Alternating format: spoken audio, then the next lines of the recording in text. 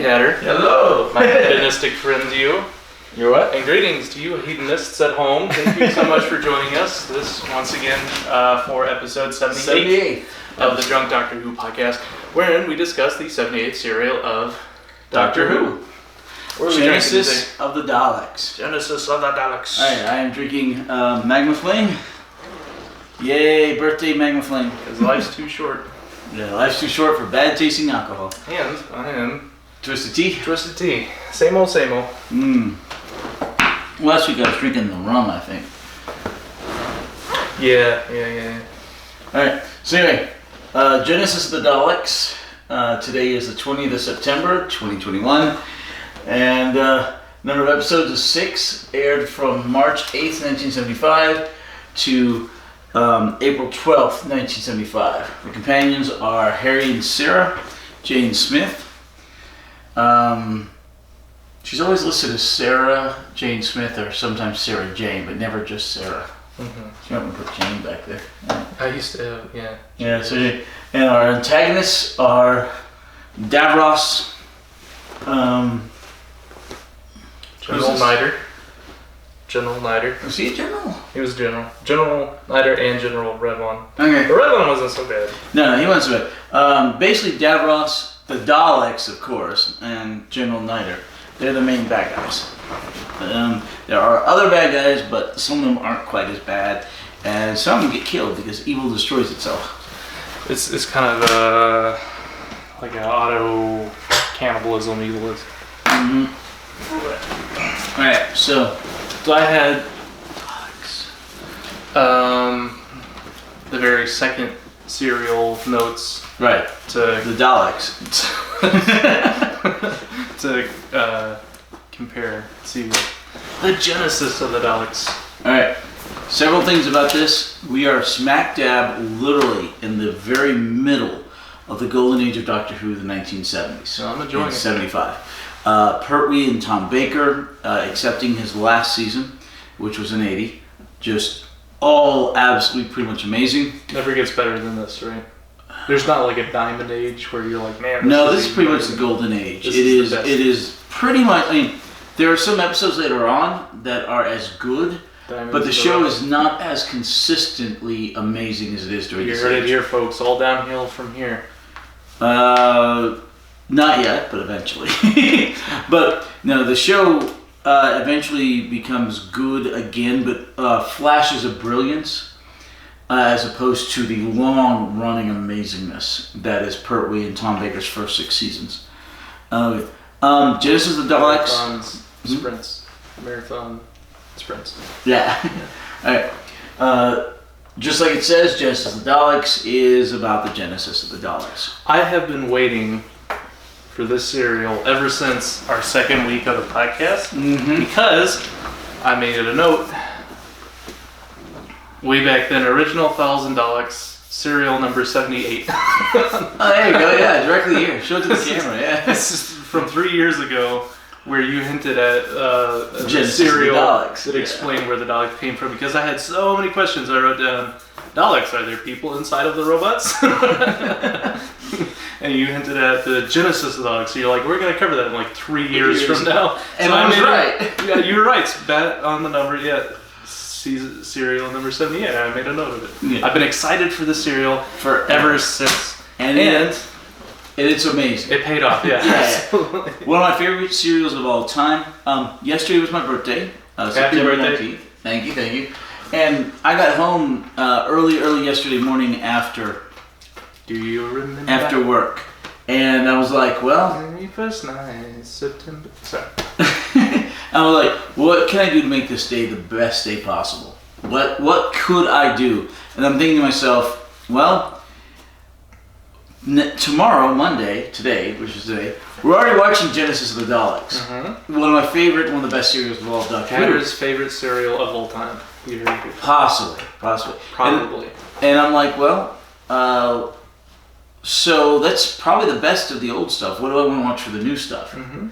And I ended up watching Weeping Angels?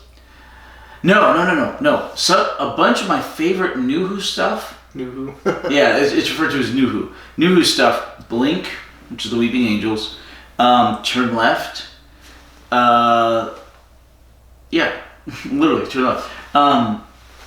Let's see. The Empty Child, The Doctor Dances, the Monk trilogy, the Utopia trilogy. The Monk, like the meddling monk returns. No. Is the Empty Child about the Doctor's childhood? No. Okay. Those are my best guesses. So. And Torchwood's Children of Earth. Okay? All those are just my absolute favorites, spanning New Who, or 21st Century Doctor Who. Mm-hmm. And I thought about that and I was like, man. And then I thought, well, what would I want to watch to make this day perfect? And I decided not to go with one of my favorites. Mm-hmm. I ended up going with The Stolen Earth and Journey Ends, which is a two-parter. But it's this fantastic two-parter that brings in not only the main show and introduces companions, all the old companions to each other, some of them who haven't met, from New Who.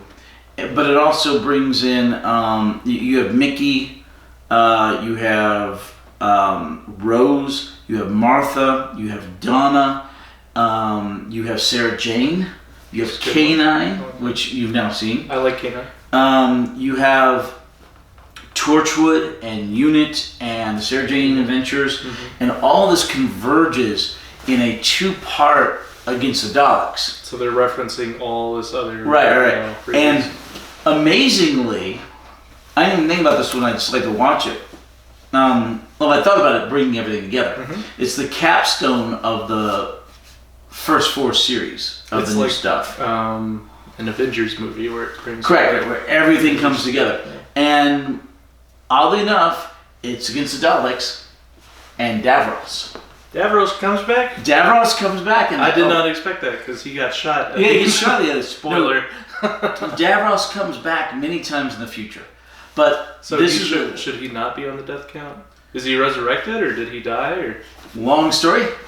We'll leave him on the death count. We'll leave him on the death count. But Davros comes back many times. But this is the first time in those episodes. It's the first time that he comes back in the new stuff. Cool. The very first time. In New Who he comes back. Does he still look just as gross? Yes. Okay. Different actor though. The other actor. With the crusty eyes. The jowls. Okay. So go on. Cheekbones. Yeah. He's not healthy. But anyway, so he comes back in that. It's the first time we see the New Who. And then tonight we watch Genus of the Daleks. It's the first time we see him in 20th Century Doctor Who. And I realized that while we were watching the show, and I'm like, oh, heck, yeah, this is awesome. Okay, so this is 1975. In, is it 2016, 2017? It's 2021. No, not now, but I mean, in 2016 and 2017, we actually see his eyes open. Ew, gross. Yeah, 42 years from this. Yeah, quite the lead up to correct. To him opening his eyes. Like I said, so the Daleks linked to this one, right? Yes. Okay, and in the same fashion, this majorly links to Stolen Earth. Journey's End. And if you want to write that down in your notes, let me see what serial it is. But now you can wait another 3 or 4 years. I have something else to look forward to, huh? Yep. All right. Story number 202. Serial number 202. So it's going to be about 4 to 5 years. Probably 5. So 5 years from now, just like we do with the 3 years from that one. That's 202. Yeah, you will get to see the Stolen Earth. Yeah. And then that's when Davros comes back? Well, he comes back many times before that. Oh. But that's the first time he comes back in the New Who. Yeah. Oh my gosh. Anyway. Okay, so this is probably going to be our longest podcast ever. Nah. I mean, we had 12 parters before. Yeah, but we were so drunk. There's not that long of a podcast. You need to get more drunk. I've got the bottle right here, and I've got 2 more in the refrigerator. Like I said, this was a birthday present. So. Happy birthday. Thank you, Jason. This podcast brought to you by Jason. Who's funding our endeavors. Sponsored by Jason. Oh my gosh. Yeah, Chick-fil-A. Alright, and if you want to send us alcohol, we will be more than happy to answer any questions you have about the show. Just put it in the comments, and we will answer the questions. All it will cost you is 1 beer each. I don't like beer. 1 finger of alcohol per question. Or, a bottle for every 3 years or something. We can only round up those, so get your money's worth. Handles. Yeah. Ask several questions. No absinthe, no tequila. Absinthe and tequila. No. Accepted. I'll accept it. It's for me. At one point, we were going to have a cereal where we drink absinthe. That was supposed to be... Moulin Rouge. A year or two ago, I asked you about, are we ever going to get another 1 or 2-parter? And you said the Santorin Experiment. I said, yeah. Well, that's not enough time to get drunk. We'll have some absinthe. We'll have a shot of absinthe. And you're like, okay. And we never did it. You did not remind me of this. I didn't. I forgot also. But at some point, we're going to have the absinthe podcast episode. Probably our next 1 or 2-parter. If that ever happens. Not until the new stuff is a 2. What's our next 2-parter? It's like 3 or 4 years from now. The Black Orchid. Orchid. It's the next Doctor. It's doing its first season. The 5th Doctor. 2 episodes? It's 2 episodes. It's also the most recent straight historical. That's our Wormwood cereal. Yeah. It'll kick you. Isn't there a series called Wormwood or something wood? Torchwood. Which is an anagram of Doctor Who. We should drink Wormwood on our Torchwood cereal. No. You don't want to hallucinate. Alright. So here's Genesis of the Daleks. Genesis of the Daleks. And it shows the Doctor holding the wires. We'll get to that here eventually. So frustrating. So now, Hatter, you spent your birthday watching some of your favorite Doctor Who serials, right? Well, it was more not necessarily my favorite, but something I forgot how good that particular serial was. So last podcast I asked you whether or not this was your favorite serial of all time. You said you need some time to think about it. You have to watch it. So I said I'd ask you again this podcast. Hatter, do you know what your favorite serial of all time is? Is this it? Okay, are we including the entire Doctor Who universe? Both. You can your favorite of the old stuff, favorite of the new stuff, favorite overall, however you want to answer the question. Well, I'm also the spin-offs. Sure, yeah. If that competes with the gravitas of the serial. I only have one other serial to compare this to, and that was the 3 Doctors. That was my favorite. So I was trying to compare, do I like this more do I like Genesis of the Daleks more than the 3 Doctors? Which one's my favorite? Okay, I'll give an honorable mention. You have a lot more. yeah. And we've mentioned before Tom Baker's. I think I mentioned a bunch of his classics. Mm-hmm. There's absolutely phenomenal serials, and but this is probably literally his best. He's my favorite. He's your favorite Doctor. He's my favorite Doctor. This is the best of my favorite Doctor. The favorite. only thing that can compete with this is Children of Earth. That's the new one? That's Torchwood. Series 3. New Who Series 3, okay. No. That's like... Torchwood. It's a spin-off of the new stuff. Oh, okay. And Series 3 of Torchwood is called Children of Earth. There's only one season of Torchwood? No, there are 4 series of Torchwood. Seasons? Okay. So you really like that spin-off. Yeah. The first 2 seasons are okay. They're good. Mm-hmm. They're not fantastic. They're good. The 4th one is okay. Not quite as good. Because it was also American produced. Like the TV movie. But Series 3, 5 episodes, was aired over 5 subsequent nights, is one of the best things ever produced for television. Cool. Now, do you think we'll ever get any more spin-off series like K9 and Company and Torchwood? Yeah. You think that's assuming Doctor Who gets better again. Crash. Yeah, assuming it gets better again.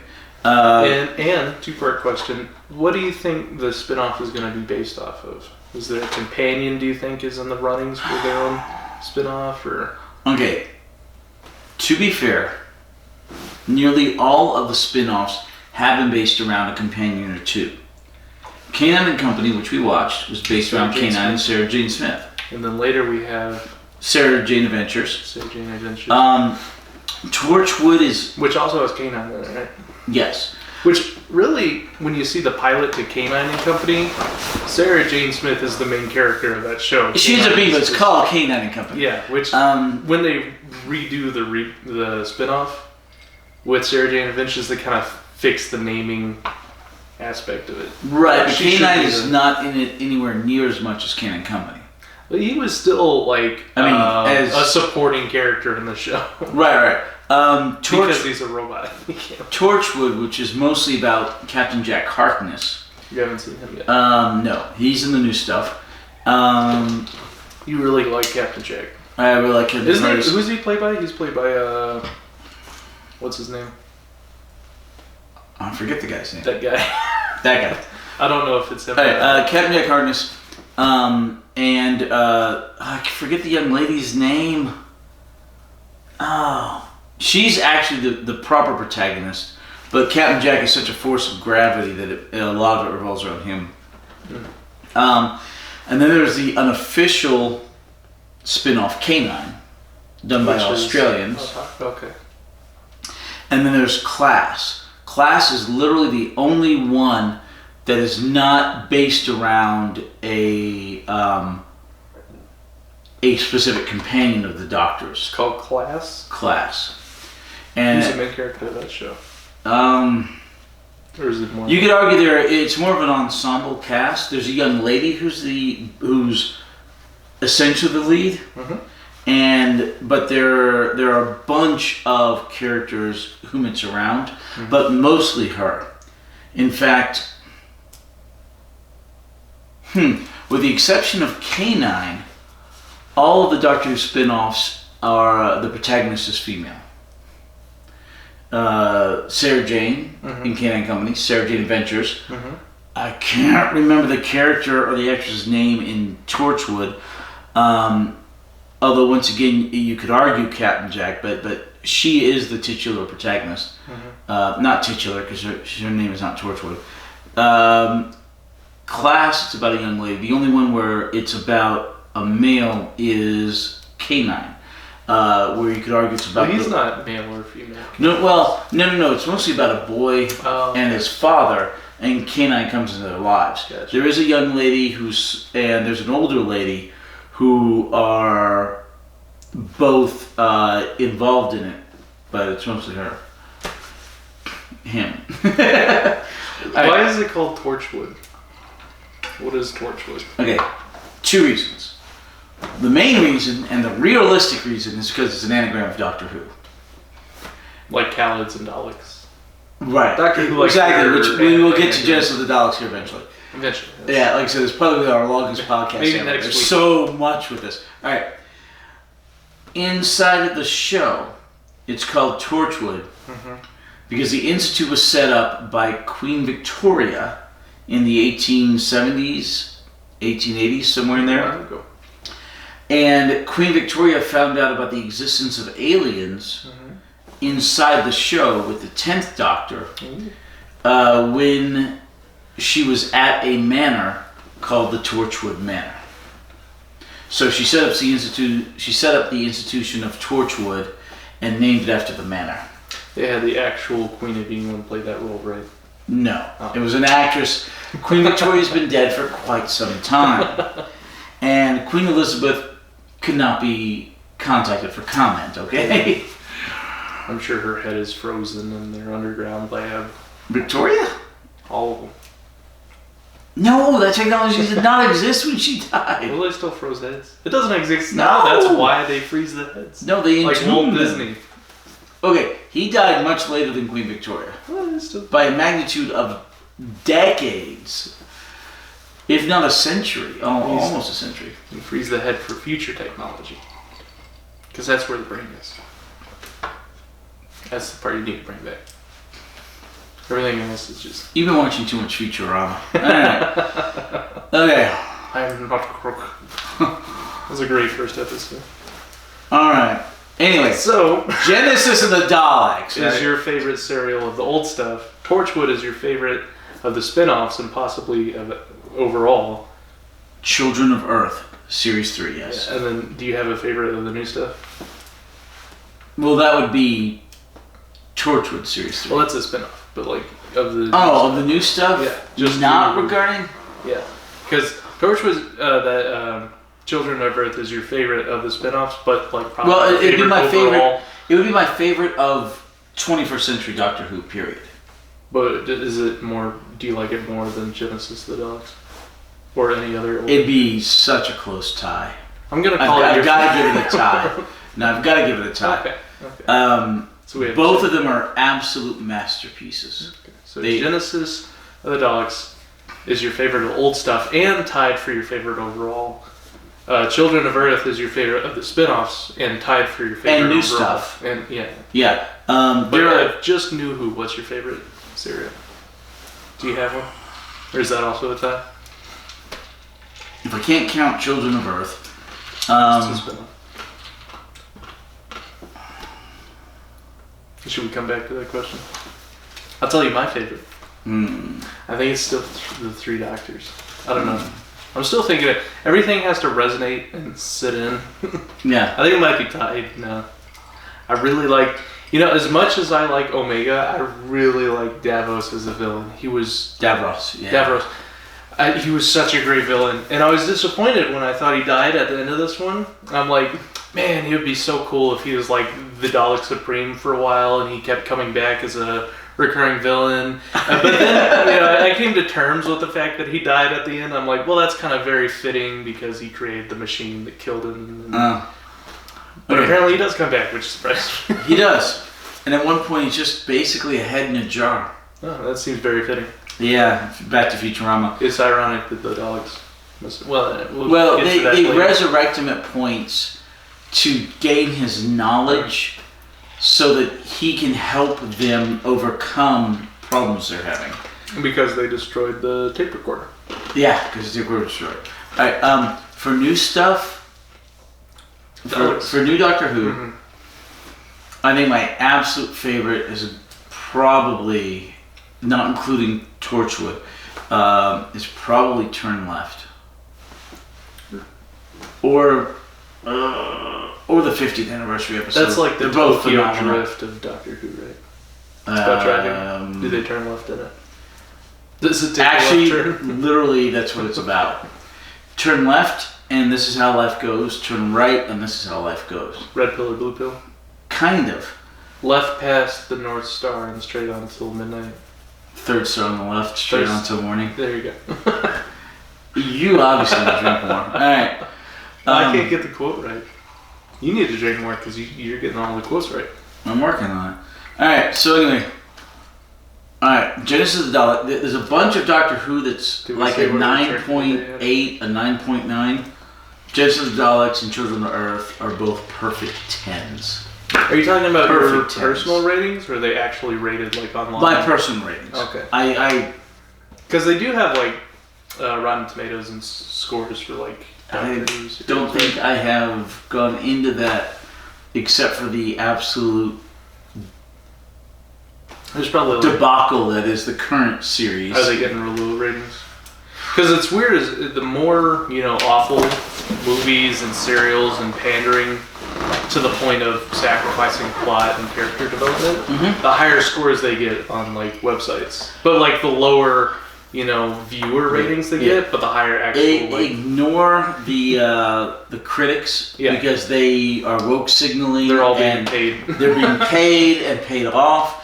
Go by the viewers, the audience scores. Like you look at World of Warcraft expansions, you have critics rating it like this, and then you have users rating it like that. It's one of the biggest user/critic ratings you've ever.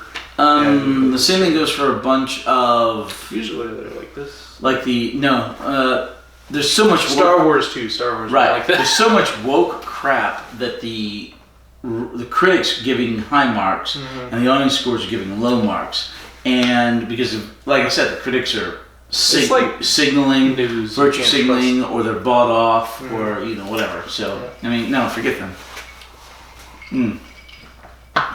All right, Genesis of the Daleks. Episode 1. Episode 1. So Okay. we left the Doctor and his companions on the planet of Earth. Yeah. With the Santorin Experiment. They were going back up to, what's it called? Nerva Space Station. Nerva Space Station on the transmat beam. So Gelsec Colony. Right. It opens up. No, those are the... It opens up and you see some guys in World War I to World War II era gas masks with some rifles. And it looks like they're getting out of a trench and they're making a charge. Think World War I. And they do that and they get mowed down by a rain of bullets. Children's show. It is still a children's classified as a children's show. We have 3 deaths in that opening scene before a single word was spoken. We had like 6 deaths in the opening scene. Before a single word was spoken. 3 in the first few seconds, and then... Yeah, and it's like, holy crap, children's show. Let's show war and death. Okay, so in this we have war and death and genocide and corpses, treason. I mean, all sorts of stuff. It's so basically your run-of-the-mill Dalek episode. Just very cool. Oh yeah, but it's okay. You have to admit though. Okay, this was written by Terry Nation, the guy who invented Daleks, and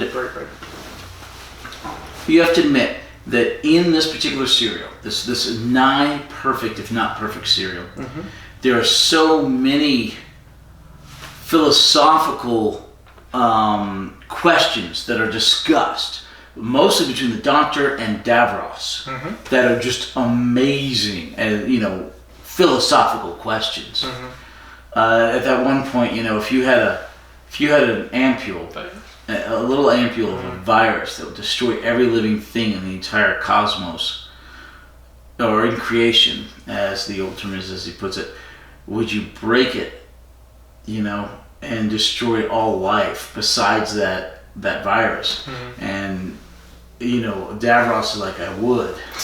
And the Doctor is like saying, you're creating a virus that will wipe out mankind. You wouldn't, your species is a virus. You wouldn't do that if it was like this microscopic organism that would be the only... mankind.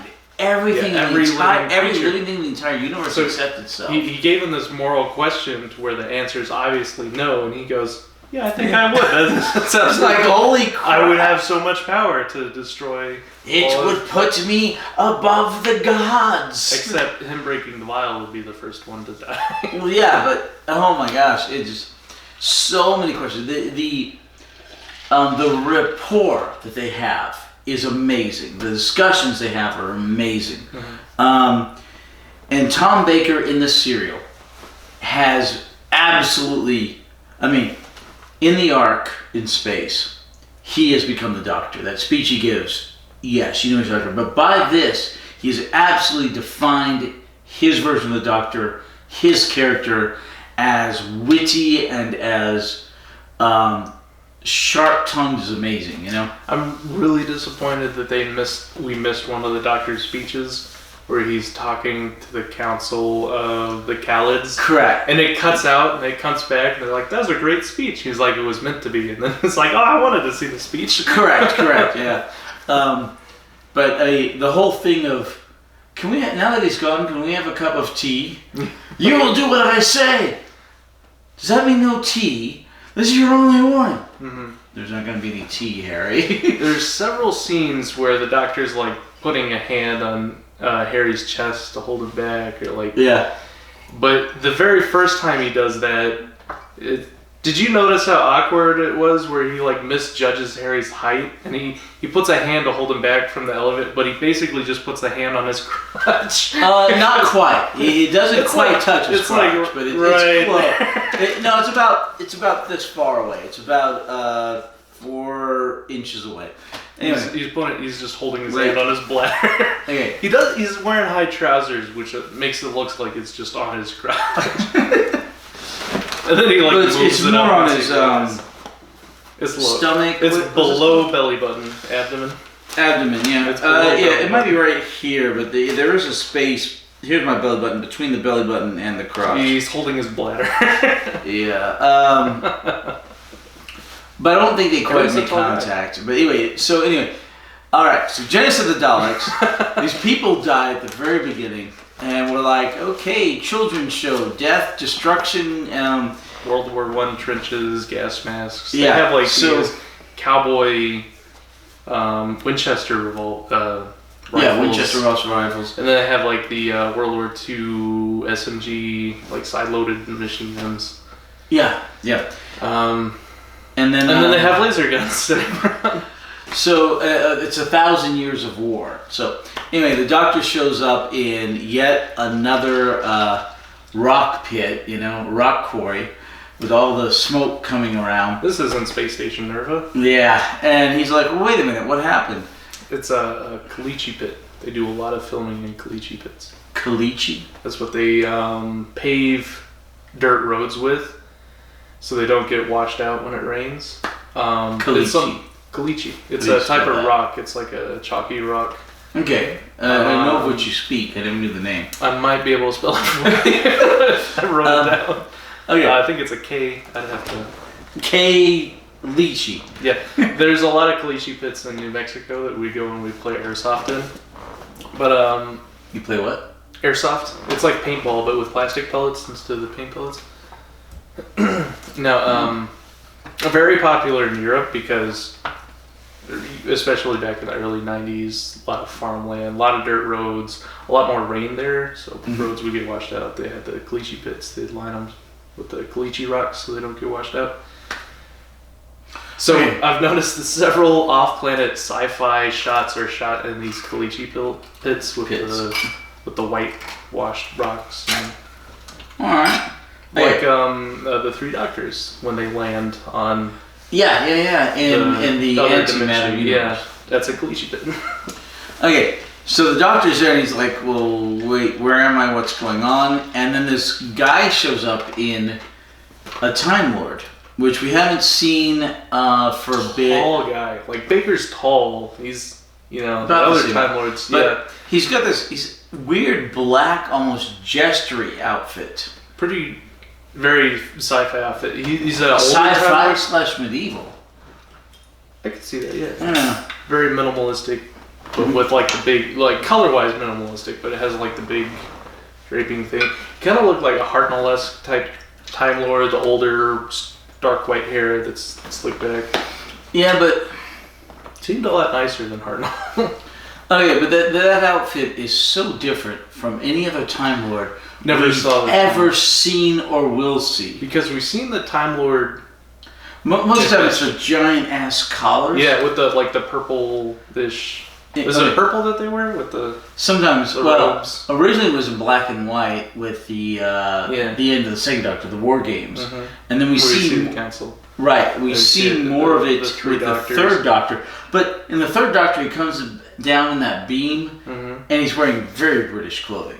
Very contemporary British clothing. Cool, buddy. But in the Three Doctors, we see like the actual council of the Time Lords. Yes. And I think there's like a purple robe that they're wearing when they're talking about time jacking all the other Doctors.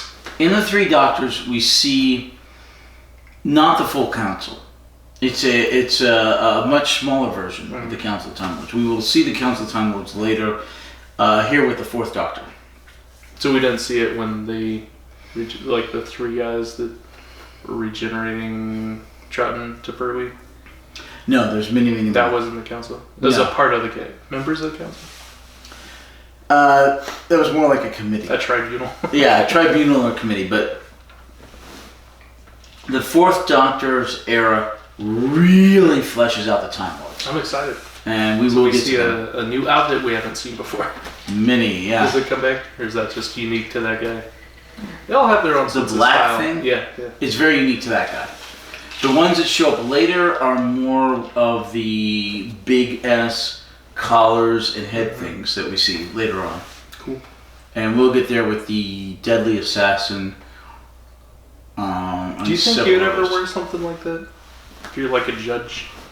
As just a nomenclature. I'd wear it for cosplay Would you or enjoy at the a convention just for Doctor Who, yeah. For work, would you wear it for? Work? Halloween, maybe. If you're a judge, if it's just like the norm, would you enjoy wearing an outfit like that? It seems impractical. I don't know. They'd have to make doorways bigger. Yeah. All right. So anyway, I think it'd be fun if that was your work outfit. I'd enjoy being a Time Lord Council member. We'll get you the one with the black horn thingies. They're like, their head's so big that their clothing has to embody how big they feel their heads are. With their importance. We're 40 minutes into the podcast and 4 minutes into the episode. 20 minutes into the podcast. 4 minutes in. Okay. So, wait. You can check and find out. Into the... You've lost every bet so far. I don't think. Well, you didn't take me up on the last bit. No, that's true. Where do I see how long it's been going? It should say. I don't see it.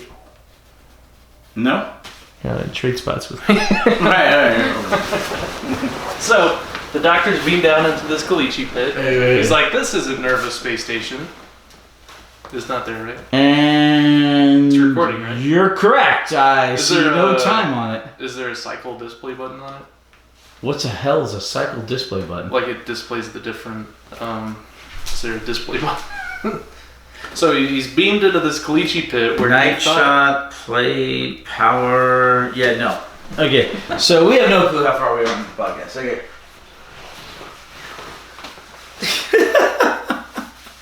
Alright. Yeah, you're right. Yeah, never mind. Alright.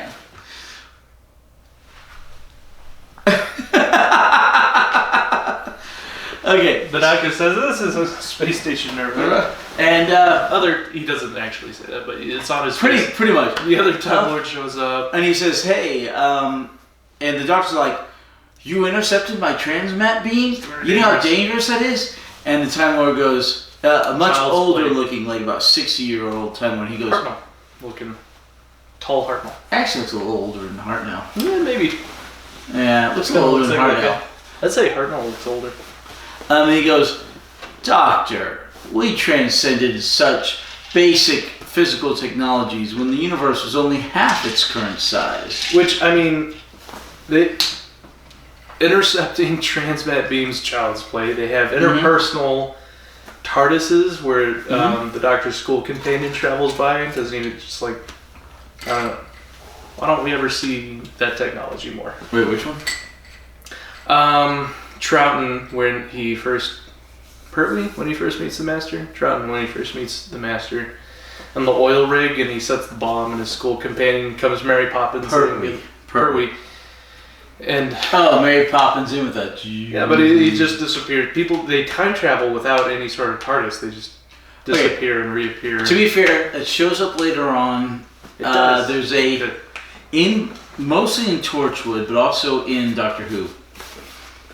Captain Jack Harkness has... I mean, just now we saw it with this episode, the Genesis of the Daleks with the time ring. With the time ring. Yeah. But later on, Captain Jack Harkness has a little deal on his wrist that he can use, and it teleports him in time and space, but it's considered very problematic and rudimentary technology because there are problems and side effects with it. Kind of like the time ring. You know, you have to have it with you. You can't do a merry-go-round before it takes you back to the So it has a predestination time. Right. I'm sure there's a lot more. It's like the difference between the subway and your own car, I guess. Yeah. Also, there is later on in Doctor Who.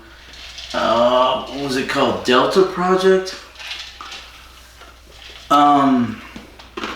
Where it teleports you in space, but not in time. But it's kind of a backpack thingy. And Martha Jones pulls on it, and it takes her where her subconscious wants her to go. One of my favorite tropes is the time-traveling briefcase, where the briefcase is the time machine, like in Umbrella Academy. Oh, I like Umbrella. It shows up in a few times, but I always thought that was neat. Because it's always very 1950s-esque, the time travel with the briefcase. We get to see. And then they lose the briefcase, or it accidentally gets swapped, and the other we get to 0202. Well, you'll get to see the Osterhagen key. Is it a briefcase? No. Osterhagen. It's a key about this big. German? Osterhagen, yes, it's German. How did I know? Okay, anyway, so the doctor shows up, the Time Lord tells him, okay, we want you to do this favor for us. And the doctor says, I'm tired of you interfering in my life constantly. Time Lord says constantly, look, we give you a lot of freedom, and we interfere occasionally. What does that say about the Time Lord Society? You're free to be free.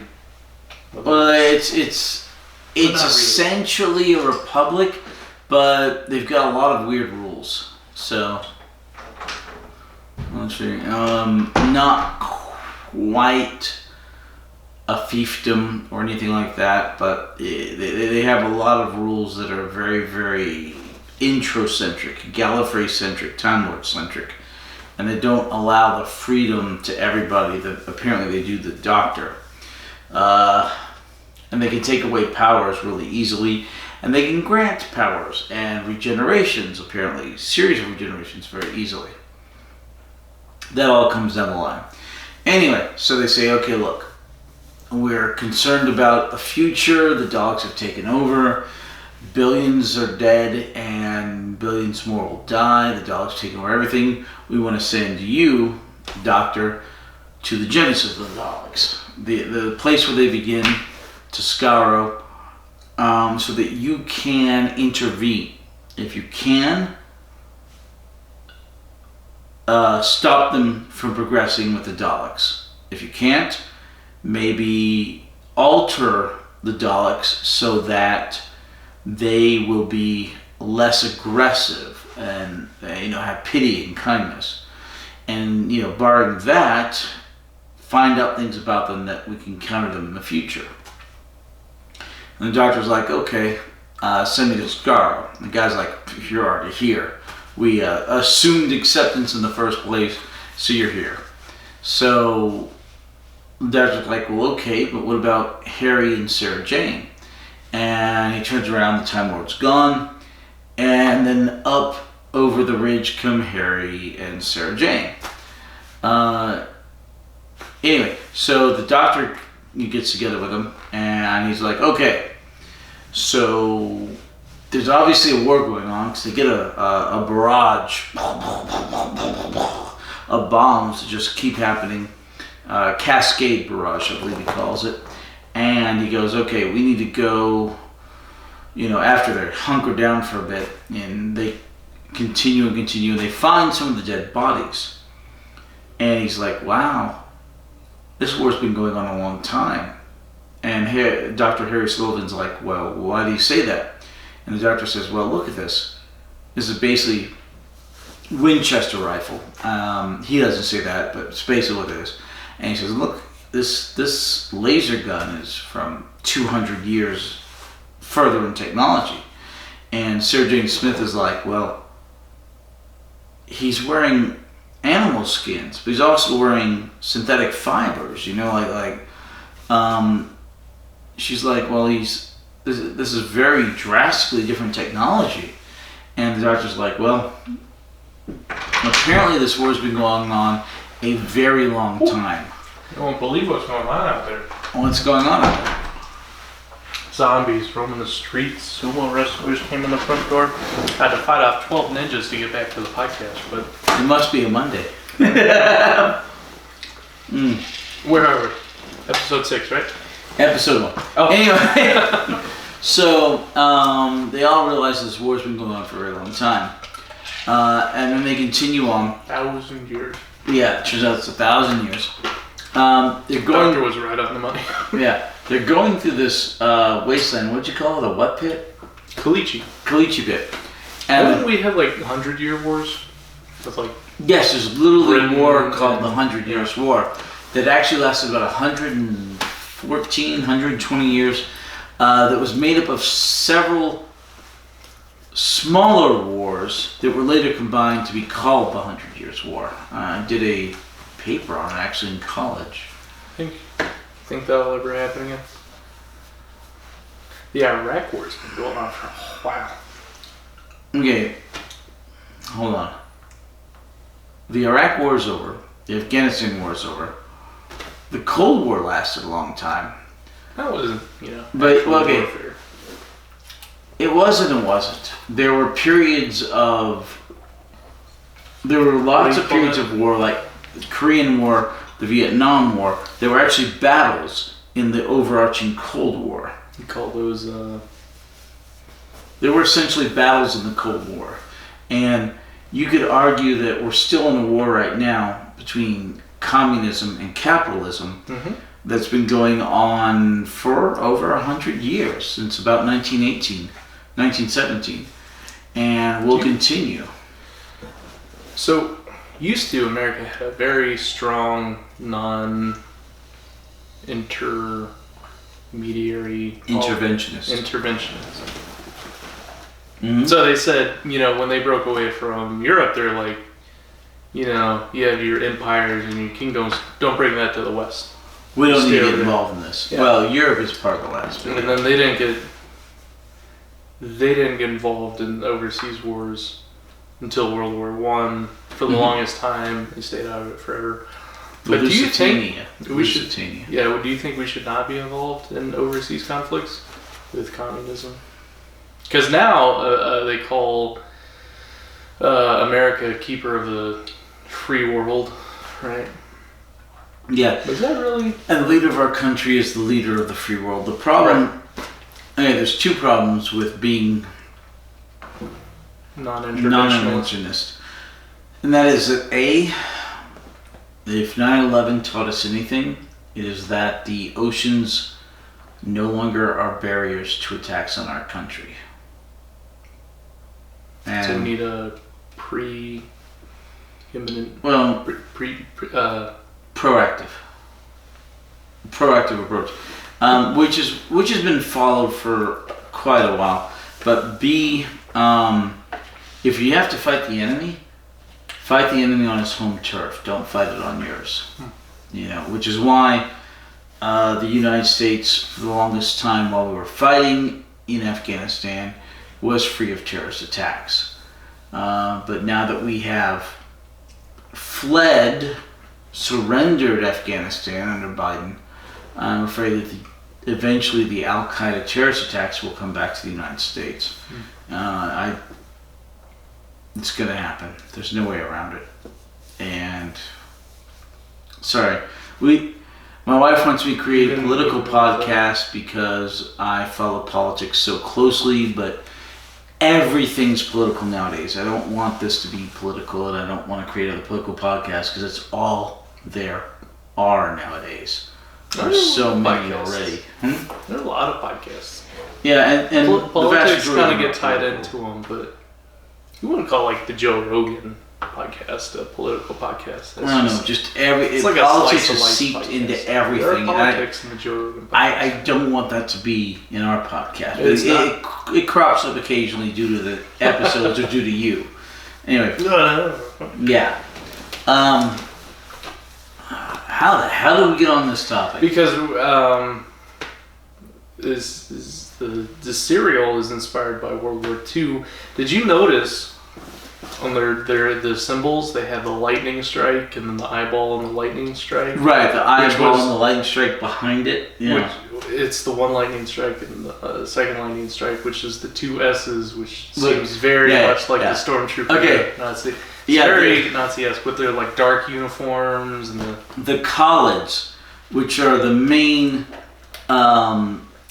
race an anagram for Daleks, which are the main race on the planet besides the Thals. You have the Thals, which we see much later on in the Daleks, sparkly, as the friendly blonde people. Yep. All right, and you have the Khalids, which eventually become the Daleks, create the Daleks, and then they all die to the Daleks. And these are the two races on the planet. By the time we get to, and this is before the Dalek serial, the second serial of Doctor Who, in time-wise. Eventually the whole planet is pretty much destroyed, but even in this it's all a big wasteland except for the domed cities. Mm-hmm. I have no idea how the cities are supplying food, except maybe... Science. Science, yeah. Don't question it. Don't question it, science. But anyway, so the Khalids mostly wear black. They mostly have that symbol on their lapels. Some is just the eye. It's kind of like a rank thing. Some has a lightning bolt in the eye and then 2 lightning bolts under it. It does look like very much like SS stuff. They are modeled after the Nazis. They are meant to be ultimate bad guys. In the 1970s, they were still very close to World War II. The people in the United Kingdom would have, grew up with World War II, basically still dominating much of the culture. And they were modeled to be the world's, the worst bad guys possible. So they were modeled after the Nazis. Their heel clicks when they salute, very much Nazis. They don't quite do the arm salute. They just do this, which is a bit more. This is kind of European as they palm out. Well, yeah, but it's the salute is a bit more Italian fascist. This is more the salute for. What was his name in Italy? Do you think with pop culture it's going to influence the future of salutes to where eventually it'll be a dad? That would be hilarious. Absolutely. They just dab each other. Because who comes up with salutes? You have. In America, it's this. Yeah. Okay. It's very classic. In Britain, it's this. Yes. Yeah. And you know why that is, right? And then you used to have like stuff like this. That's very Roman, yes. I don't know the meaning behind any of the salutes now. Okay. This one is to show you don't have a weapon in your hand. That's much like the... Right. It's to shake hands to show you don't have a weapon in your hand. Can you hide a weapon if you're doing that though? Is there any... I don't know. We're slightly different than they are in terms of salutes. And the whole Heil thing or whatever, whole da thing. Yeah. I've seen a person do that once, non-ironically. Non-ironically. Who's at the shop? I bet I know who it is. You don't know who it is. Okay. It was a kid. It was like a 12-year-old kid.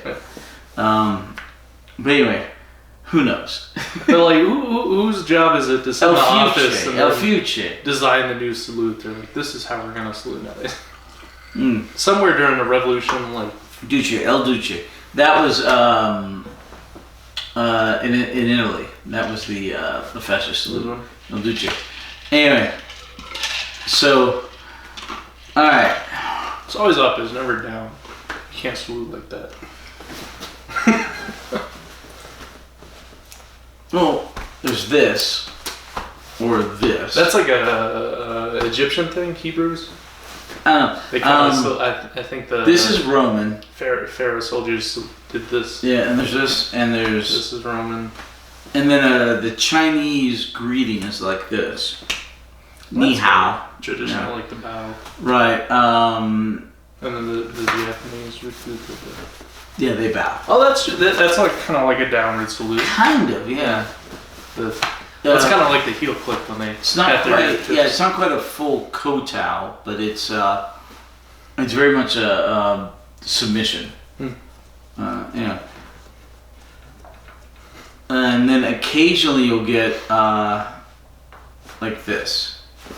That's I surrender. That's not a salute. I give up.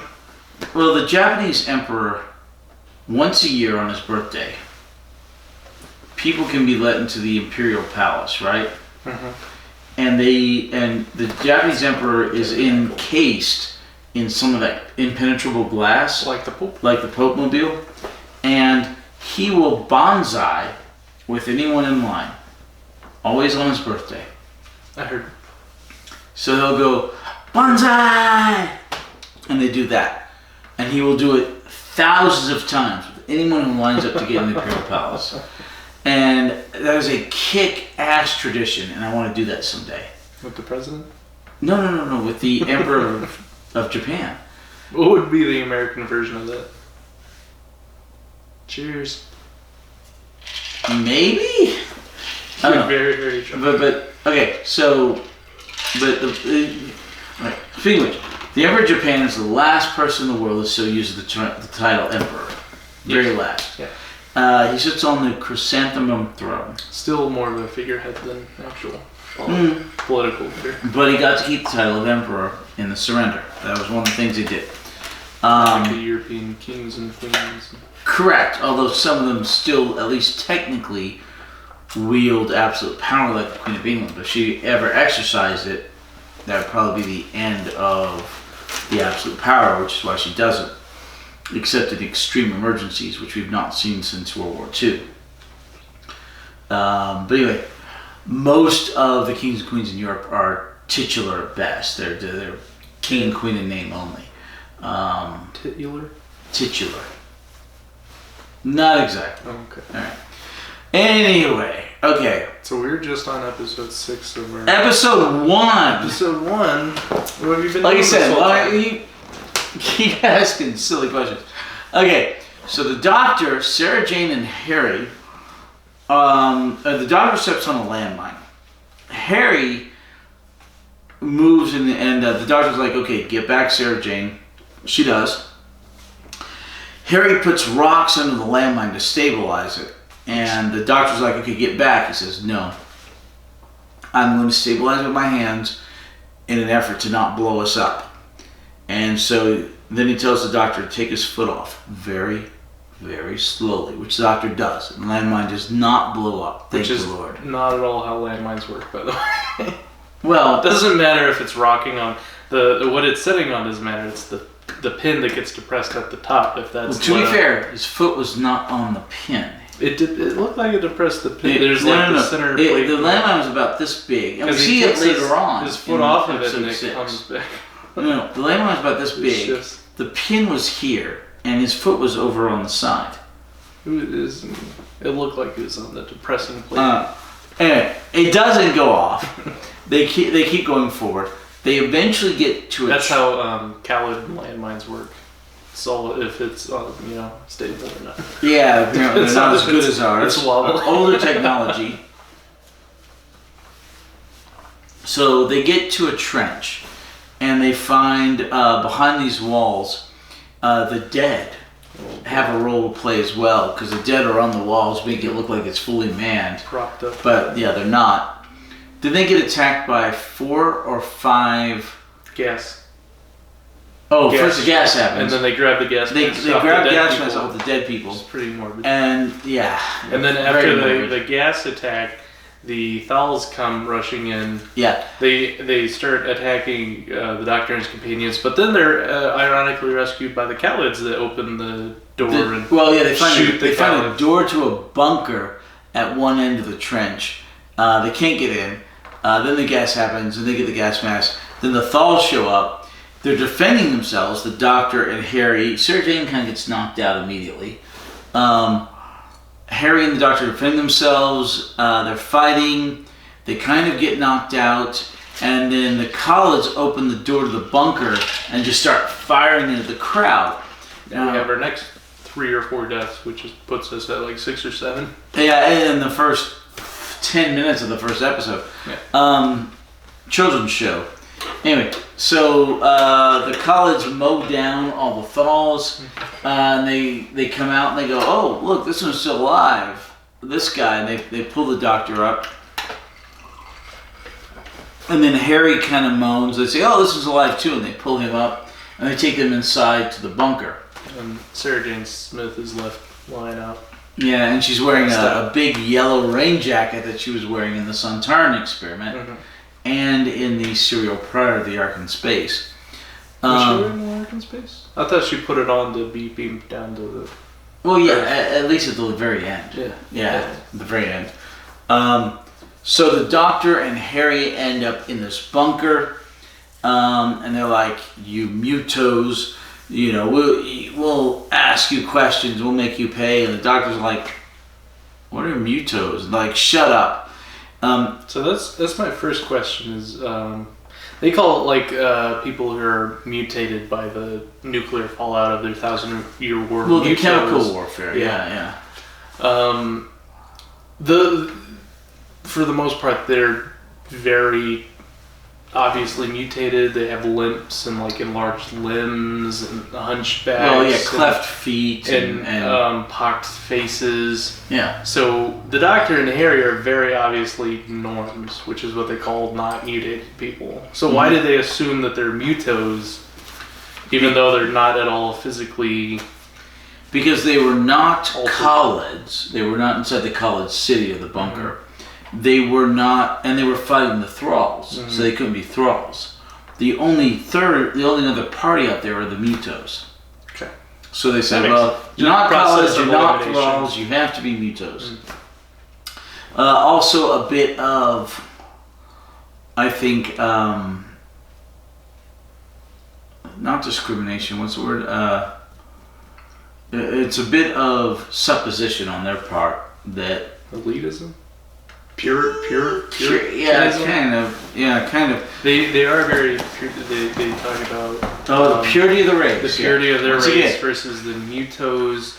So you have the Thralls. So you have the Thralls and the Khalids, and they're fighting, and there's this no man's land of just battlefield. Yeah. And then everyone that got caught up in that have just mutated, trying to survive in this wasteland. So you have these people that they consider lesser beings. You have the Khalids that just fierily hate. They hate the Thals with a burning passion, and that's the Thralls. Yeah, and the Mutos. Yeah, and they have to keep the race pure. Like I said, they're based on the Nazis, so obviously based on the Nazis. They have to keep the race pure, which is what the Nazis were doing, and with all the... Which, ironically, is very much in line with the New Age humans on the Nerva space station. No. They have very much the same No, they didn't... If you're talking about the Argon space... Yes. They weren't so much wanting to kill everybody. They just wanted to make sure that... The devolved people... Right. Bloodlines. The genetics were representative as a whole of the entire human race. And that within them they had the genetics of the whole human race, and they wanted to make sure that those genetics were kept going, and that so much of it is eugenics, and eugenics is so bad and ugly and horrible, and that's what the Nazis were. A lot of it was based on. That's what a lot of evolution is based on, Planned Parenthood. The eugenics just suck in terms of trying to help keep people pure. Have you heard of I think it's called CRISPR technology that they're developing to alter DNA and you know how you do inseminations for people that want children, but one or the other can't have a child, so it's like the petri dish. They're developing this CRISPR technology where they determine the DNA traits of the baby before it's born. So eventually they'll progress to the point where they go, do you want a boy or a girl? Well, we can make sure that it's either one. Do you want blue eyes, green eyes, blonde hair? That's what they're working on, and they can do certain stuff like that with cloning animals. They're scary stuff. Right. They're isolating genes for things like autism and stuff, so they can eradicate peanut allergies. And am I supposed to read something? Gattaca. Remember Gattaca? Yeah, that's put a couple stars by Gattaca. Okay. This touches on a lot of stuff from that. I'll put 1 star. You get 1 star. You get 1 star. Okay. You get 2 stars. In Iceland, they have virtually eradicated Down syndrome because they abort the babies in the womb. It's pretty dark. That are going to have Down syndrome. Yes, it is dark, but that's right in with the eugenics and all that stuff. This is a dark episode, so it spawns very dark conversations. Partly yes, you're partly correct on that, but yeah, a lot of genetics, eugenics. A lot of Nazi stuff. It is dark. It is unquestionably dark. Anyway, so... Subject material of this episode. Just the moral questions. They're dark. Yes. Genocide. I mean, how is genocide not dark? I think we're 2 or 3 deaths shy of making a new death record. For a single episode or for the entire serial, yeah. Not per capita. Yeah. Per episode, but... Alright, so what was the total number of deaths? 36. Alright, and the record's 38? 38. For the Monster Peladon, which was 2 episodes shorter. I mean, I thought it would have been the War Games. Obviously the War Games. War Games was close. It was 30-something, I think. Yeah. 34, maybe? Something like that. So anyway, second deadliest cereal as of yet. Of all time. Yeah. As of yet. So. Used to be that record was just broken back every time the Daleks showed up. Yeah. The show keeps getting more deadly for a bit, and then they start reining it in the 80s. Some older lady complained, and she started a movement, and they complained, and they reined it in and called it not a children's show, but a family show, and just kept it from being as deadly, which is kind of sad. You ever see the... but it does get more deadly later on. You ever see the G.I. Joe animated series? Where, it was people fighting people with guns and laser guns, but not a single person would ever die, conveniently. Like, there'd be airplanes, and they'd get shot down, and they'd always show the guy parachuting. It's like, oh, he's okay, he parachuted, he's still alive. And they're just shooting above each other's heads with laser guns, and then how battles are won is the other side just retreats, and no one ever dies in the show. Never watched it. Where, after my time. A couple decades later, when they rebooted the show, they started using robots as the bad guys. And the bad guy army were robots, so that they could actually have something to shoot at. Oh my gosh. Alright, so there's a young general. What's his name? Which one? No. Glasses? The young general who... Raven? Raven? Okay. Raven? Yeah, there's a young General Revan. And the prisoners, which is the Doctor and Harry, because they left Sarah Jane outside, Sarah Jane Smith, get taken to him, and... You ready to be up until like 2 a.m. tonight? Probably. Anyway, so they're in this bunker with General Raven, and he says, alright, you mutos, because he's still assuming they're mutos, turn out your pockets. The doctor's like, well, this might take some time. And he pulls out, and you see the sonic screwdriver, you see a magnifying glass, you see a whole, the jelly babies, the bag of jelly babies, a whole bunch of stuff, crystals, some amber crystal, rocks, diamond thing. What do you call that? The jeweler's loop. Jeweler's loop, yeah. All this stuff. He pulls all this stuff. He keeps... Oh, okay. So the Time Lord gave the Doctor a bracelet, the Time Ring, and the Doctor keeps it on during this. That's his lifeline. That's his only way to get back to the TARDIS. It's correct. Intercepted his transpat beam. Because we're still on the same general run of serial to serial. Ark in Space. Right. To Santorin Experiment, to Genesis of the Daleks, to Revenge of the Cybermen. Revenge of the Cybermen come back. Alright, so this whole season is just one long continuous serial. Robot being, well, it's still part of that. Anyway. You ever try sitting through and watching it all in one sitting? Since it just kind of feeds into... Not the entire season, no. Alright, so the Doctor pulls all the stuff out of his pockets, and this guy's like, okay, we're going to put him on the transporter, we're going to send him to the head office, the bunker. Put him through the metal detector. Oh yeah, They put him through essentially a scanner. Harry comes off okay, but his source detected. Apparently his head's a little off. It really messes with you. And the Doctor goes in and they detect the power source, which is the time ring. The Doctor's like, that can be of no possible use as a weapon. I can't give that to you. Yeah, and they're like, we're taking it anyway, so you can't have that. And then one guy hits him in the stomach. Takes his ring. Right, takes the ring. They put him on a transport, and the transport is this little... it looks like one of those deals that run to the airport. Yeah. Yeah. I'm pretty sure that's what it was. Just exactly, yeah. And it goes and takes them further in. I don't think it's the first time they've used that. Probably that same cart. True, and what's his face shows up? Nader. Nider. He shows up, and he's the... smarmy little yes man glasses. He's the head of security for the elite. And apparently, off topic, this actor has played in several Doctor Who serials before. He was the head scientist in Inferno. And he's in here, and I think he's in one other later on. Really good bad guy. He plays a fantastic bad guy. Your hips ever pop? What? Your hips? They pop?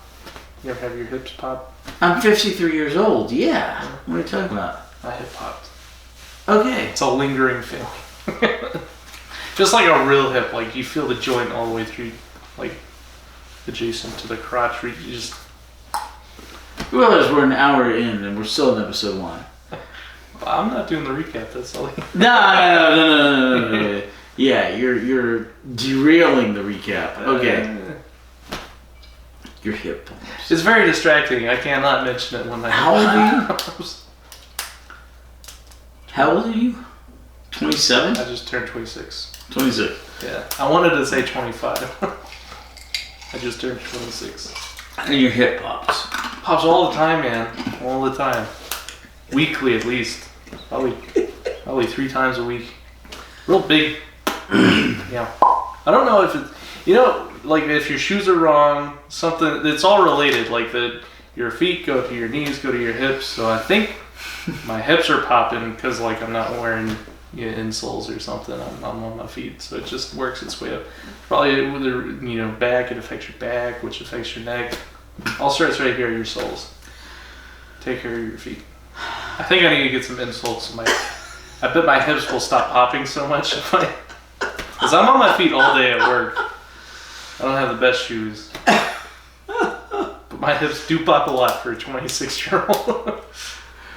They go, a real like click, like a big old, and then there's like you know when the air bubbles pop in your joint and it kind of feels like carbonation, like you're opening a Sprite, you feel all the air bubbles. It's just like a lingering.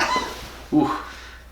Yes. Sometimes you have like the big, like air bubble just waiting to pop. It's kind of like, it's not like hip pain or like joint pain, but it's like uncomfortable and you're trying to get it to pop and you're just like doing these weird dances to get your hip to.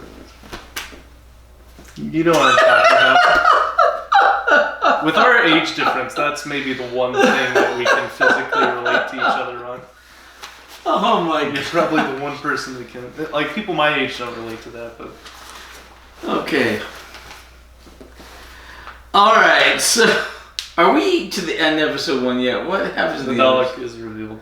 Okay. Is the end of episode 1. So, we meet Davros at some point. Oh, hold on. He reveals a secret weapon. Okay. The doors open. It's a Dalek, episode 2. Okay, no, hold on. Sarah Jane Smith wakes up in the trench. She can't get into the bunker with the solid door. She runs away. She's running through the... Did she try knocking? I didn't see it. No, she tries... What knockers? She doesn't have good knockers. She's too slim. Young Frankenstein. Yeah, exactly. All knockers are good. Frankenstein. Alright, so she's running through the... What the heck is the name of the pit? Caliche. She's running these Caliche pits.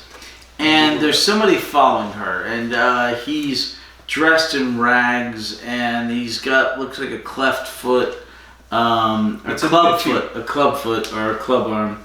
Mewtwo. Yeah. Mewtwo? Mewtwo is a Pokemon.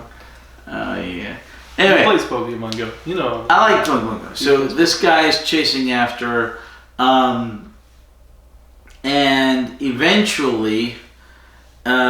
she winds up in some sort of ruins. In the meantime, the doctor is being questioned. Doctor and Harry are being questioned by a scientist from the elite. What's his name? His name is Ronson. Yeah. Yeah. So he's questioning him. It's Caliche. Yeah. CLICHE. Yeah. Caliche. And he's like, this technology is not a Thal make. And they're like, no.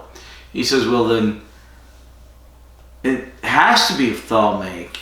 But it isn't. If I didn't know any better, I'd say it was from another world. And I was like, what do you mean if you didn't know any better? And the guy's like, well, wait a second. If you're not this world, this would have shown up on the scan. And he looks at the notes and sees the doctor's physiology. His heartbeat, his encephalogram and everything and such does not conform to... The writers were like, science jargon and such. It's not Thaler College. He's like, oh. Did you know there's hummus in caliche? What are you doing on the phone? What are you doing on the phone? Read the definition of caliche. I'm sure the phone's supposed to be up there. Alright. Well, you asked me what caliche was. No, the phone. You grabbed the phone when you came back. How else would I be able to tell you what caliche is? You're supposed to know it. Or that it's spelled with a C instead. Okay. Alright, so anyway, he questions the doctor. The doctor tells him he's not human. What a surprise. Yeah. And then Sarah Jane finds a ruin and she sees Davros come out. We've been introduced to Davros briefly. So the Thals and the Khalids are very much the center of their own universe. They're like, there is no intelligent life outside of the 7 galaxies observable by... He says, oh, but there are more than 7 galaxies. Okay. So when the doctor is in the bunker, the initial bunker, not the bunker, but the one he gets taken into first, there are 2 cities on a map. The Khalid city and the Thal city. Domes. And there are red O's and blue X's, which are the forces fighting each other. Which means they're playing tic-tac-toe. Yeah, essentially. Represented on the map, much like World War II maps. And they both have the domes over their cities. Pardon me, thank you. Alright. So the doctor gets introduced to Davros in the deal, and then Sarah Jane eventually comes upon, she sees Davros, she doesn't know who he is, but then he calls a Dalek out. It's this little testing ruin facility. Like a shooting range, basically. Yeah. They have the pop-up, the target practices. Right. The Dalek wheels out. Davros is in this wheelchair, which is basically exactly just the bottom half of a Dalek with the... Right, he's confined to it. It keeps him alive the same way the Daleks' machinery keeps them alive. So you wonder what Davos looks like. It's just the bottom half of the Dalek as a wheelchair, and then a real ugly cuss with a Cerebro Magneto thing. And he's really skinny and gaunt, and like real cheekbones, right. And jowls. Right. His eyes are all crusty. Right. So he has a third eye, which he looks. That's how he sees it. Yeah. His mental eye that's connected to. It's kind of blue. Yeah. It turns off and on, so I guess he blinks with it too. Not exactly. It's a blue light, but then it turns black, and it turns blue again. So it's kind of like he's blinking, but his eyes are always closed.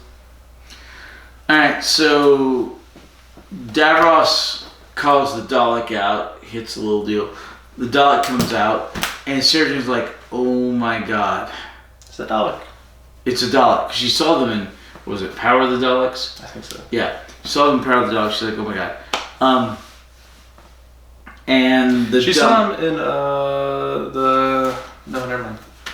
Think of so Daleks Warriors. The Dalek comes out. It's a really basic Dalek, but really not advanced. No, she did the Monster of Peladon. The Daleks were there with the Ice Warriors, right? The Daleks were involved on the Monster of Peladon. Yeah, but she first saw them in Power of the Daleks. Right. So she's seen them. Yeah, she's seen them. Harry has never seen the Daleks though. Correct. He's about to. Anyway, so the Dalek comes out and it shoots the targets, boom, boom, boom, and destroys them. And he's like, "Great, this is working, Davros," and it's awesome. And she's like, "Oh my god!" Anyway, so the episode ends. Finally, end of episode 1. Are the doctors on the Monster of Peladon? Daleks were on the Monster of Peladon, right? I don't think so. Were they not? I guess it was just the Ice Warriors. It was the Ice Warriors and that weird thingy that turned out to be the bad guy. Yeah. Okay, so anyway, in the serial that I just watched, The Stolen Earth, right? Oh. This is the one you just watched. Well, not this, but the one yesterday. Okay. Sarah Jane Smith sees Davros, and Davros goes, "I know that voice." Because it's been all these years, but I know that voice. And he recognizes Sarah Jane Smith from... Did they talk to each other a lot? He has not seen her from this time, Genus of the Daleks, all the way until that time, 47 years later. But when you die and you're resurrected, it could be, a week, for all we know, from his perspective. Who knows? All right. Also, did they ever even talk, Sarah Jane Smith and Davros? They're in the same room and they're both talking. Oh. Remember when she's getting tortured on that deal? Yeah. He has a good memory then. I wouldn't recognize her voice. Yeah, I mean, he's a brilliant scientist. Okay. I'm gonna go take a bio break, get some more ice. Me too. We'll be right back. Episode 2. Wait, intermission. Okay, just kidding. Alright. So the Daleks are revealed at the end of episode 1. Yes. Episode 2, we're flashback to Harry and the Doctor. They're being held captive and interrogated by Ronson, where they determine that the Doctor is not a Thal or a Muto or a Khalid, and they're questioning, and the Doctor's like explaining the fact that he's a time lord, a time traveler, and that the Daleks are bad news, and they're like, "What's a Dalek?" And he's like, and then Davros comes in, and he brings the Dalek, which at that point is called the Mark III. The Mark III project. It's a Mark III transportation thing. If you ever watched the first Dalek serial, The Daleks, where they hide inside of a Dalek after, the Daleks move around because of the magnetism in the Dalek city of Skaro, and they slid the thing under it to where it couldn't move around, and they put the thing over its eye so it couldn't see, and they overloaded circuits, and the Dalek passed out, so they opened up the hatch and they took out the slug, which is the Dalek with the blanket, and then I think it was Ian that hid in the Dalek thing, so it's this big empty cage inside of it, so it's not like full of mechanisms and mechanics, so it was meant for the Khalids to travel in, I assume. So it's called a transportational thing, but eventually it's, all that space is moot because it's just the Dalek slug that's in the head. Anyway, so at that point it's called the Mark III, I think, transportation unit or whatever. It's the Mark III project. They're not called the Daleks yet. Daleks being an anagram of Khalids. Davos rolls in with the Mark III Dalek, and he's like, "This is it. This is our future. This is the supreme weapon. This is how we're going to defeat the Thals." And then he's making a demonstration, and the Dalek instantly recognizes Harry and the Doctor as not Khalid. So he's like, "I must destroy everything that's not Khalid." And then the scientist, Ronson, who was interrogating or questioning Harry and the Doctor, jumps in front of him, and he switches off the Dalek switch that's on the Davros's control panel. He goes, no, we still need them. They have valuable information. I have to question them. And Davros just throws a huge hissy fit that Ronson touched his control panel, and insubordination, and you shall be punished. And then it's like, why did you do this? And are they really more important than the Daleks' demonstration? And he goes, they have information which is valuable to us. We still need to question them. It's like, okay, fine. Well, you can question them. You'll be punished later. So for your insubordination. Yeah. He's too proud to admit that. Yeah, they are useful to them. But so he's like, you'll still be punished, but okay, you can question them. So he recognizes Ronson as right. So they take Harry off to the prison cell because he's not of any use at all. He's just a regular person.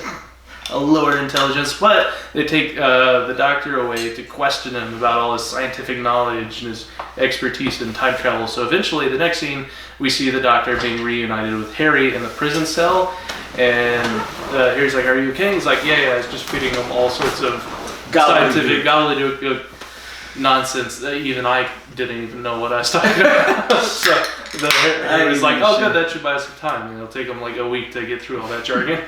So it's like, yeah, hopefully. If you need more ice, go grab some ice. Alright. Anyway, so alright, let's talk about Davros. Again? Okay, well no, Davros is in that little machine. Yes. Which looks like the bottom of Dalek. What I was talking about was what I found interesting is before they called the Daleks, it's the Mark project, the Mark 1, Mark 2, Mark 3. They're on Mark 3 project. He called it the Mark 3 Transportation Unit, which meant it's meant for transportation. It's like an armored battle unit for collids, which, if you'll remember the second serial, the first time we see the Daleks with Hartnell and the Daleks, when they, I think it's the Daleks, but they disable the Dalek, they overloaded circuits or something, what takes them in the prison. They slide the thing over towards not making a magnetic contact with the floor plates or something, and they put the coat over its eye. Yeah. And then they overloaded circuits. Anyway, the Dalek passes out, so he opens up the top and he scoops out the Dalek slug with the blanket or the jacket or whatever. Yeah. And then they open up the hatch, and I think it's Ian that crawls. He gets inside of the Dalek suit. Yes.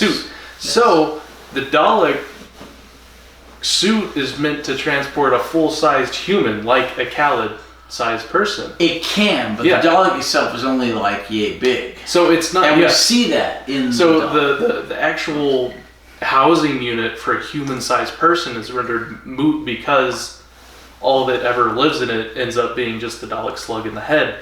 So at one point it was meant to fit a full-size Khalid in it, but they never actually use it. So that's why I think it was called the Mark III Transportation Unit or whatever it is, the Mark III project. So I just thought that was interesting that, you looking at the robotic-looking Dalek, you'd think that's all filled up with circuitry and mechanics and mechanisms and stuff, but it's really not. It's just a housing unit. And all the circuitry is just in the sides of it, the housing, and there's just an empty space for a person. I imagine maybe they changed that design at some point, but you just have the Dalek in the head of it, and then you can fit Ian inside of it or a Khalid inside of the Dalek. Right, but the Dalek's basically the size of your box right there, right? Twisted Chi box. I just thought that was interesting that it's fascinating. For the longest time, they kept this design that is just a housing unit for a full-size person, when you really could have a Dalek that's just maybe like a Roomba, basically, a size. Or if they ever floated, it could just be like one of those droids from Star Wars. Like, that's all the space they really need for their circuitry. They just have that full-size housing skirt. The Daleks eventually do float. There you go. They do float. But they still have, there's full-size Daleks with the housing skirt. So maybe they fill up that housing unit with some sort of circuitry at some point, because they do change their design. Yeah. I just thought it was interesting that they call it the Mark III Transportation Project, which harkens back to the first time we see the Daleks, and it has that whole housing unit. Because back in the day, I'm like, why is Ian able to fit inside the Dalek? What is that small? If all it is a slug, at one point. Because of this, it explains a lot. Yeah, and it explains a lot. But this is the Mark III. We've already gone through a couple of marks, but by the time we get to the Daleks, the original Dalek serial, second serial of Doctor Who, they're further advanced. They're capable of redesigning themselves. And they've already killed off all the humans, Alright. Humans. So, that was another question I had. The Daleks and the Thals are not the same species. Thal, so there's no R. I keep calling them Thralls, like in Magic the Gathering. D&D. So I wrote down Thralls. I keep saying Thralls, but it's Thals. Yeah. Thal. They're different species. They're different races. Not so much in the fact that, Chinese, Irish, Japanese, European.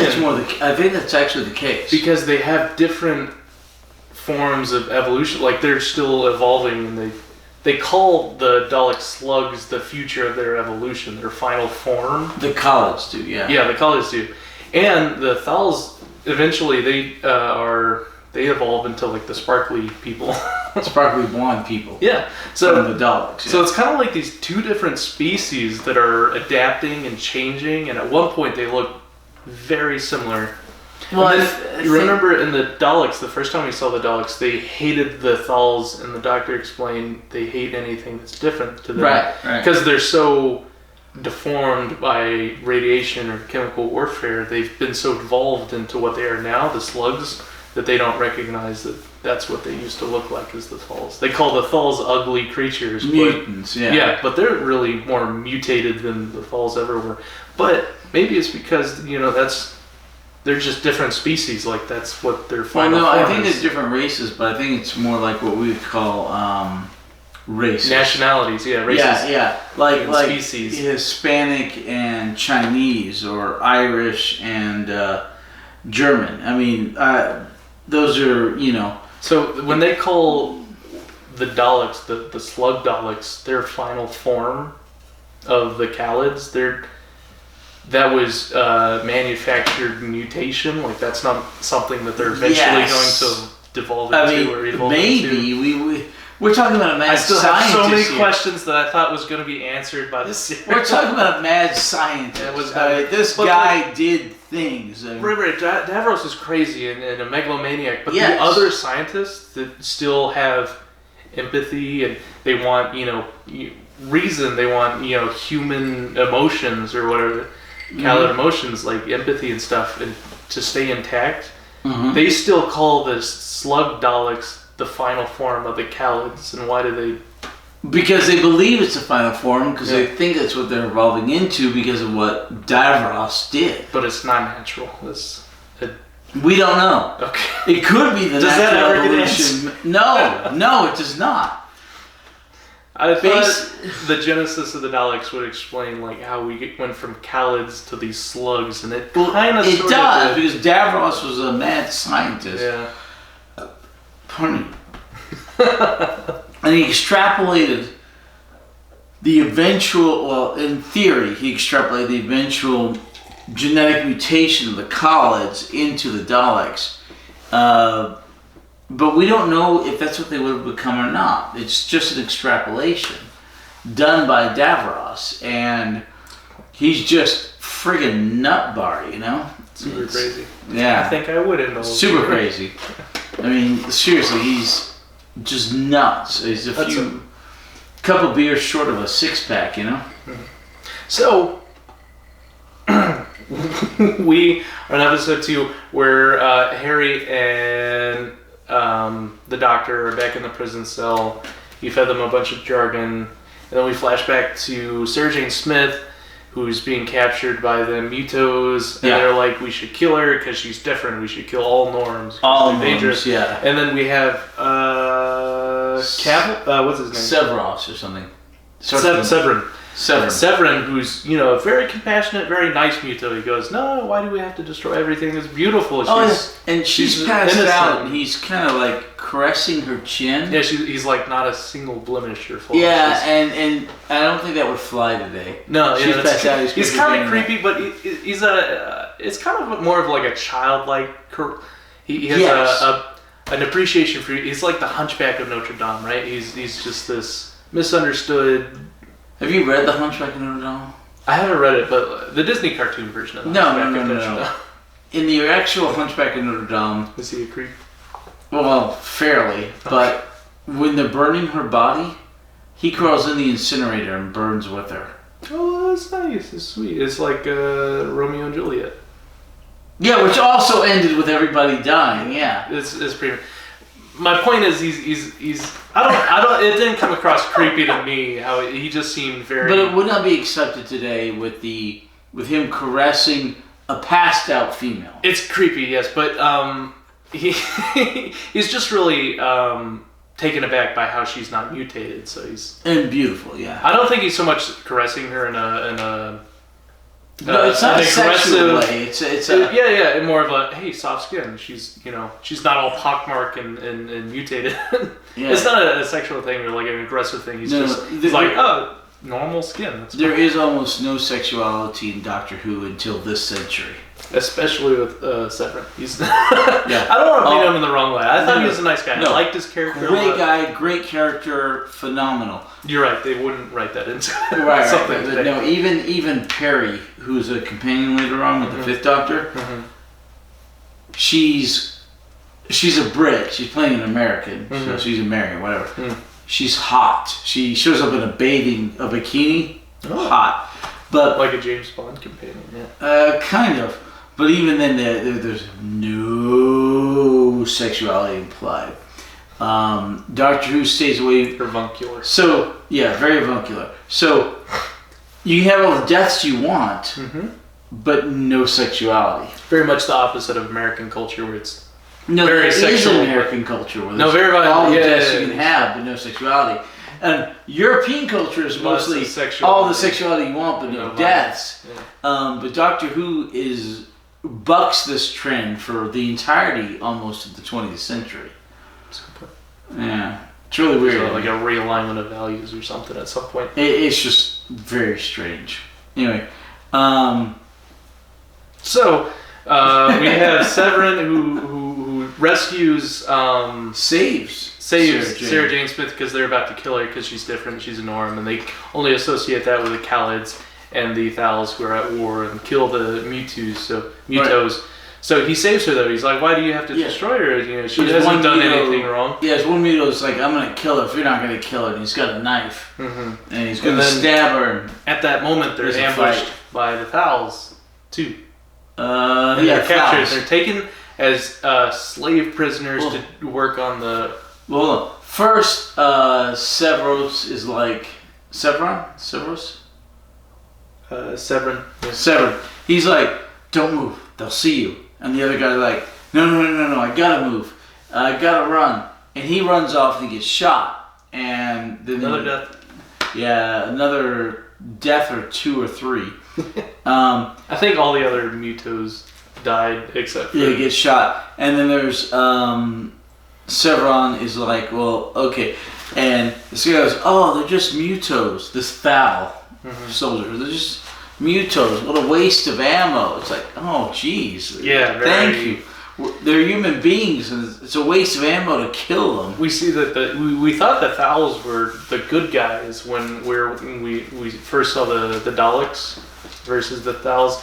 But here, now that we know the origin story, it paints the Thals very much in a different picture where they were also extremely brutal during times of war. Okay, but to be fair, compared to the Nazi college, the Thralls are the That's just the sub-fraction of elites during the college. You also get the nice Khalids they're very reasonable, the prisoners of war and the Thals compound, and then we see the governing heads of the Khalids, and they're very rational. Overall, if you're comparing the Thralls, no, it's the minority. Khalids, It's the minority. The Thralls are the good guys. The Thals. No, they're both bad guys. They're both bad guys. We have minorities and majorities. It's relative. That's the problem. It's relative. It's war. But here are the Nazis. Here are the communists. The communists are slightly better, maybe. I mean, the lesser it's of two all evils, relative. maybe. Yes. Yeah. All right. So anyway. So the Thals show up, they shoot some Mutos, and they're like, what a waste of ammo. Well, yeah, we can take them as slave labor at least, let's capture them. They look at Sarah Jane Smith and they go, she's hardly a Muto at all. Yeah, she's still in her yellow jacket, raincoat, and they look at the guy, Servos, or whatever, Severin, and they're like, yeah, he's good, and Sarah Jane is a bit... banged up. She's struggling getting to her feet. They're like, we can take them back for slave labor. They can work on the rockets, and she's struggling to get up. And he's like, she's no use. Shoot her. And then Severin once again interjects for her life. He goes, no, don't execute her. I'll help her up. She can work. It's fine. And they head back to the Thal compound dome to work on the rocket, which is their secret weapon to bring Not the so person much in. a secret. Everybody seems to know about Pretty it. public knowledge at this point. Yeah. Meanwhile, back in the prison of Khaled's dome, we have Back Harry. at the ranch. Meanwhile, back at the ranch, we have Harry and the doctor in the prison compound, and then in walks Davros. No, not Davros. No, Rostov or whatever? Ronson. And then they begin to reason and talk out their differences. Right. And I'll be right back out. We get some more ice on that ice. Get some more ice and water, and you want some ice for this, right? Yeah. Okay. So Ronson So ends up. Ronson. So much goes on in this serial. All right. Ronson. This is still episode 2. Yeah. Ronson, short scientist, older, maybe about 60. He's talking to the doctor, and the doctor's like, Ronson's like, well, wait a minute. You call them Daleks. We'd never heard that word before, but just an hour ago, Davros said that from this point forward, we're supposed to call the Mark III Daleks. We'll plug this back in now that we know what Kalichi is. Leave it in. Get rid of the cell phone. Alright, we're supposed to call them Daleks. How did you know? And the doctor's like, well, I'm from the future. I'm a traveler in space and time. You saw my biometrics. He's like, so I'm here to stop the Daleks becoming what they are.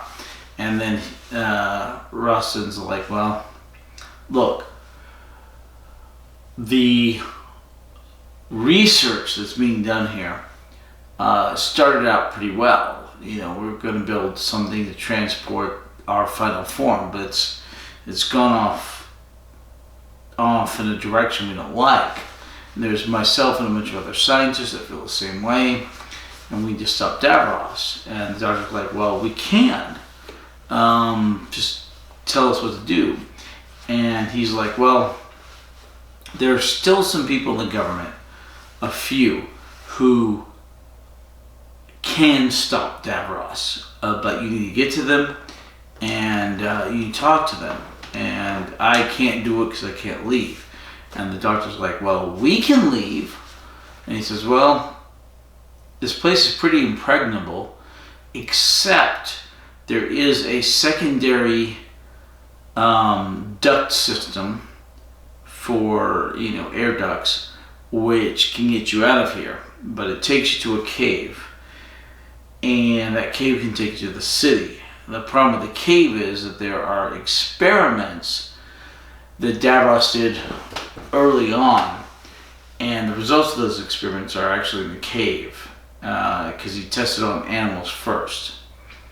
And I was like, oh, I think you're going to tell us that these experiments are in the cave. And he's like, yes. So he helps Harry and the doctor into the duct system, gives them a map and a list of names they're going to contact when they get to the city. So the doctor and Harry go into the duct system, and they're crawling through. This guy closes up the duct system behind them and leaves. They're walking into the caves. They eventually get to the duct system, get to the caves, and then Harry, of all things, there's a giant oyster shell. This big, giant, size of this couch, a little small on this couch, oyster. And Harry gets his foot caught in the oyster shell. It's very reminiscent of when you have the giant crab claw in the Macro Terror, that she kind of had to wiggle her way into the crab claw. Rather than the crab claw grab her, she had to kind of wiggle her way into the crab claw and get caught. Same thing with Harry getting caught by this oyster. And the doctor finds a rock, beats on it, which is the worst thing to do because you want to open it up, not close it. And obviously the oyster is closing. And then eventually finds a stalagmite and manages to wedge the stalagmite after he breaks it into the oyster's opening so that he can pry it open to get Harry out. End of episode 2 is Harry being caught in the oyster thing. Doctor getting him out is the beginning of episode 3. Okay. Wow. So much happens in this serial. So much. Alright. So eventually the Doctor and Harry make it to the city. And they talk to the leaders. This happens off camera. Well, they find the leaders, they talk to the leaders. The leaders end up back in the original bunker. Not the scientist bunker, but the original bit where they were first captured. And the Doctor gives them a speech. This is the part that Holden wishes was on camera, but it's off camera. And the Doctor convinces these leaders of the college to not quite shut down all operations in the bunker with the elite, but to at least do an inquiry where they temporarily shut down the elite in the bunker, and they will eventually completely shut everything down if the inquiry finds any stuff of what the Doctor was saying, i.e. Daleks and all that. So these leaders go off to talk to Davros and tell them what they're doing.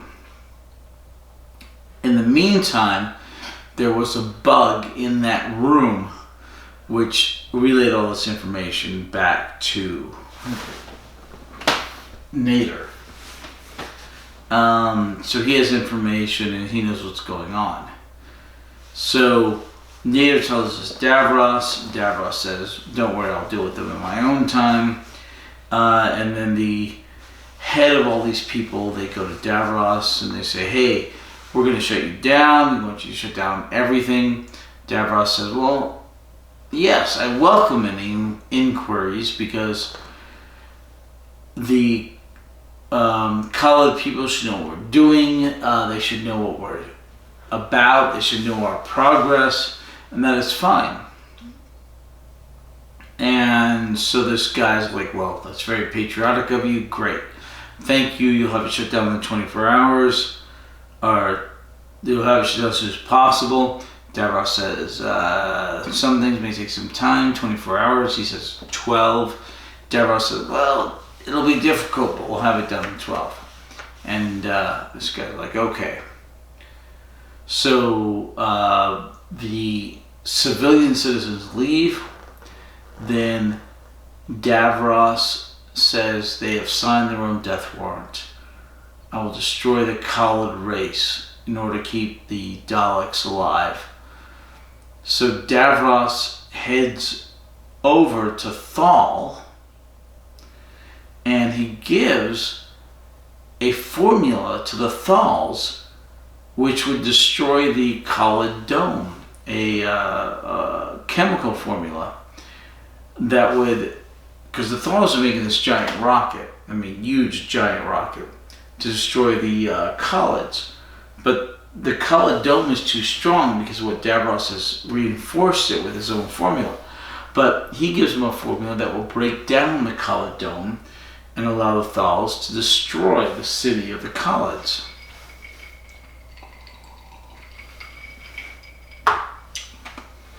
And the Thals are like, "Well, why would you do this?" And Davros is like, "Well, I want peace. It's been a 1,000-year war. I want peace.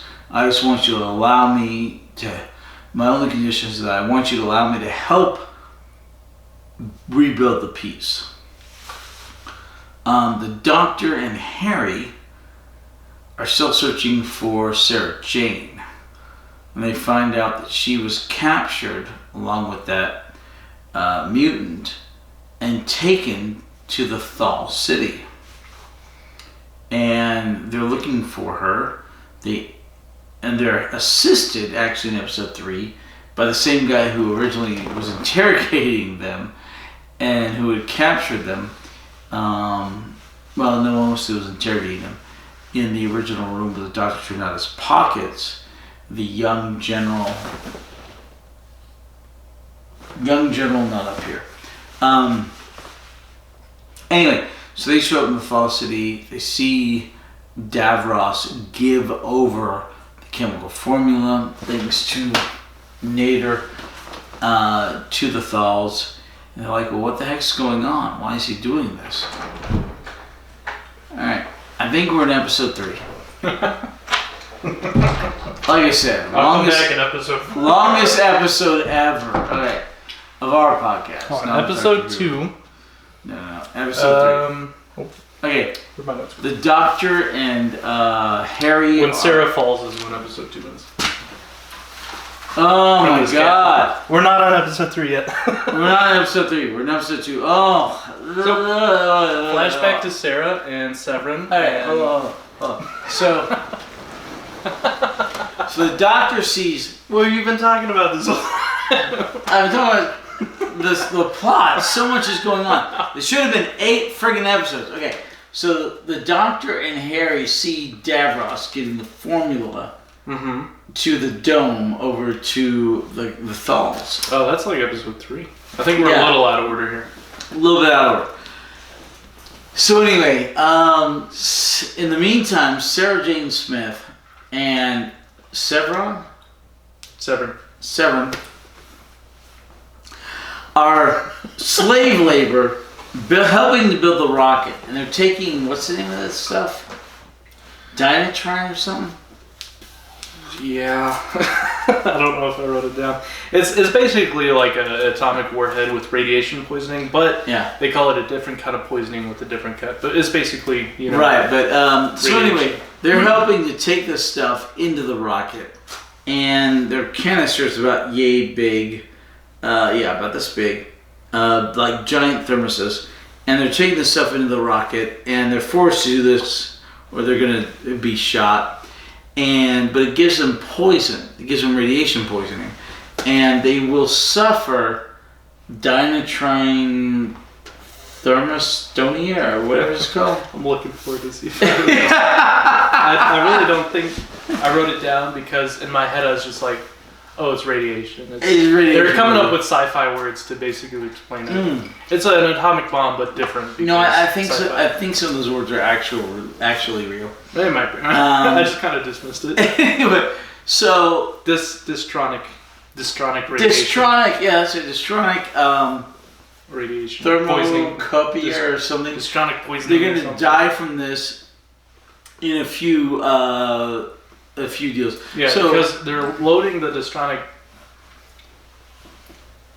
material into the head of the rocket, but because of the rocket design... into the rocket, not even the head. Yeah, into the rocket. So because of the rocket design to reduce weight, they have zero, like hardly any shielding on the housing of these canisters, which means they're all getting dystronic poisoning radiation. So they're just using these slave laborers for sending them to their death sentence by loading this material into the rocket. And the guards, of course, they have their hazmat suits on, but they're just letting these prisoners die while they're doing prisoner of war labor, and it's basically like a death sentence. So they're loading all these canisters in the rocket, and they do a series, and Sarah's like, okay, we really need to escape. Yeah, they're back in the prison. They're resting. They're like, we can't make it through another day of this. We're going to die. We need to come up with a plan. We can, he's like, there's guards, they're armed, and she goes, the last thing they're expecting is any trouble from exhausted prisoners. Exhausted slave labor. We're going to take them by surprise. We'll make a run for it. He's like, where there's no way we can get out. And she's like, we can go up. We can go up the scaffolding and up and over the silo housing or whatever. A little bit. That's good. That's a little bit. So nice and cinnamony. I use alcohol to be a mixer for my alcohol. I mix alcohol with alcohol. Amazing. So, alright, so they decide. Sarah Jane says, "Okay, tell the other prisoners." She pretends to faint into the arms of one of the guards, and then the one Khalid There's actually there with a the couple of Mutos. colors, I think, but the one that we actually get to know. Right, just slugs the guy when So- he turns around. Sarah Jane Smith Knocks him collapses out. on him. He catches her from falling. He turns around to lean her up against the wall, and as he's turning around, he's just sucker punched by the gauntlet. Yeah. He's a cool character. I have his name written down somewhere. I don't remember. Yeah. So, Cavill, I think. Cavill, yeah. So the slave labor, i.e. Sarah Jane Smith, Cavill, Severin, and the other I think Mutos. one other Khaled and some other Mutos. They go out into the silo. They start climbing up all of the scaffolding. Yeah. And they keep climbing and climbing and climbing. Meanwhile, the guard they sucker punched wakes up because they didn't really. They didn't kill him. They just punched him, so he was knocked out for a few He eventually seconds, wakes up. a minute. He maybe. sounds the alarm. Sounds the alarm. A bunch of guards come up with their high contrast goggles. And despite the fact that ammo is at such a premium and they shouldn't shoot Mutos, they start shooting at the Mutos up on the scaffolding. And they kill about 6 of them, right? A lot of people die, yeah. Both Khalids die. Yeah, both Khalids die. Several Mutos. Like 3 or 4 or 5 Mutos die. I think Severin survives. And Severin and Sarah Jane finally make it to the the last top. 2 that actually make it to the top. Right. The guards, after they shot at him, they reloaded, they shot at him again, and then they started climbing up after him. The whole idea was Sarah Jane and all the rest of the prisoners get to the top of the rocket, go to the edge of the dome, and they climb go up down on the gentle dome to the outside and get away. Right, because it's like a silo with the silo opening, so Yeah. to get to the nose of the rocket, they can go out the silo to get up. Right. So Because the entryways are too heavily guarded. right. So We also find Severin. out Sarah Jane Smith is deathly afraid of heights as she Yeah. looks down. Maybe that has to do with the fact that she's being shot at, so it's totally rational that she would suddenly develop a fear of heights, but maybe she's had that all along. I think she has, but She freezes up a couple of times, and then they're trying to jump from the scaffolding to the rocket. Yeah. Which isn't really a jump, just a long step, basically. What do you call it? A pirate step? What do they call that?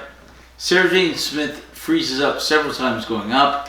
A couple of men die protecting her body, falling off the scaffolding, like children's show. And at the end of episode 2, Sarah Jane Smith slips and falls off the scaffolding. A literal cliffhanger. She falls. End but of then episode 2. catches on another shelf of the scaffolding. Yeah, at the beginning of episode She fell 3. 9 feet, Right, maybe. she fell like 9, 10 feet. Beginning of episode 3, she fell, landed on a support for the scaffolding.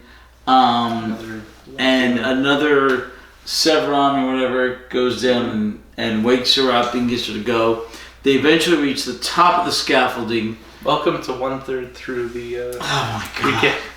Okay, so Severin, what's his name? Severin. He jumps over the rocket. He says, Chevron, like Chevron. Chevron, yeah. He says, okay, we go up to the top of the rocket. We're right here. We just go up these steps. We can get out on the dome. And he can't get Sarah Jane Smith to jump over because she's afraid of heights. She eventually jumps over. Right at the moment when he is climbing up to the top of the rocket, the guards, the thrall guards, get there. And they stop them. That's enough. Yep. And they Come all back on go down. back down. Come on back. Come on back now. And they all go back down. Later we find out this entire scaffolding is like electrified. They can flip a switch to electrify it for security reasons. They could have done that. But they didn't. Apparently they killed like 8 or so people to try to protect, to reclaim 2 slave laborers. Like they didn't really care if they escaped. They just wanted their labor force to stay intact. So they were trying to get them to surrender or something. But they killed 80% of them so they could keep Sarah Jane Smith and Severin to keep loading the rocket. Yeah, Which, they succeeded. Even though ammo was in short supply, it may have just been. When you're at a war of attrition, you see the finish line, which is the finished rocket, Right. and you're near the finish line. Like everything else becomes irrelevant. They're willing to spin up the last bits of their ammo to keep you know, the I labor think it was force all for that rocket. emotional. It was not logic, but Also, yeah, you have prisoners escaping. You know, stop the prison riot. Right, but here's the funny part: you have a rocket here with all this radioactive material that's going to kill you. Let's fire bullets right next to the rocket. That's the thing is Distronic explosives are bulletproof. By the way, that's why it's sci-fi.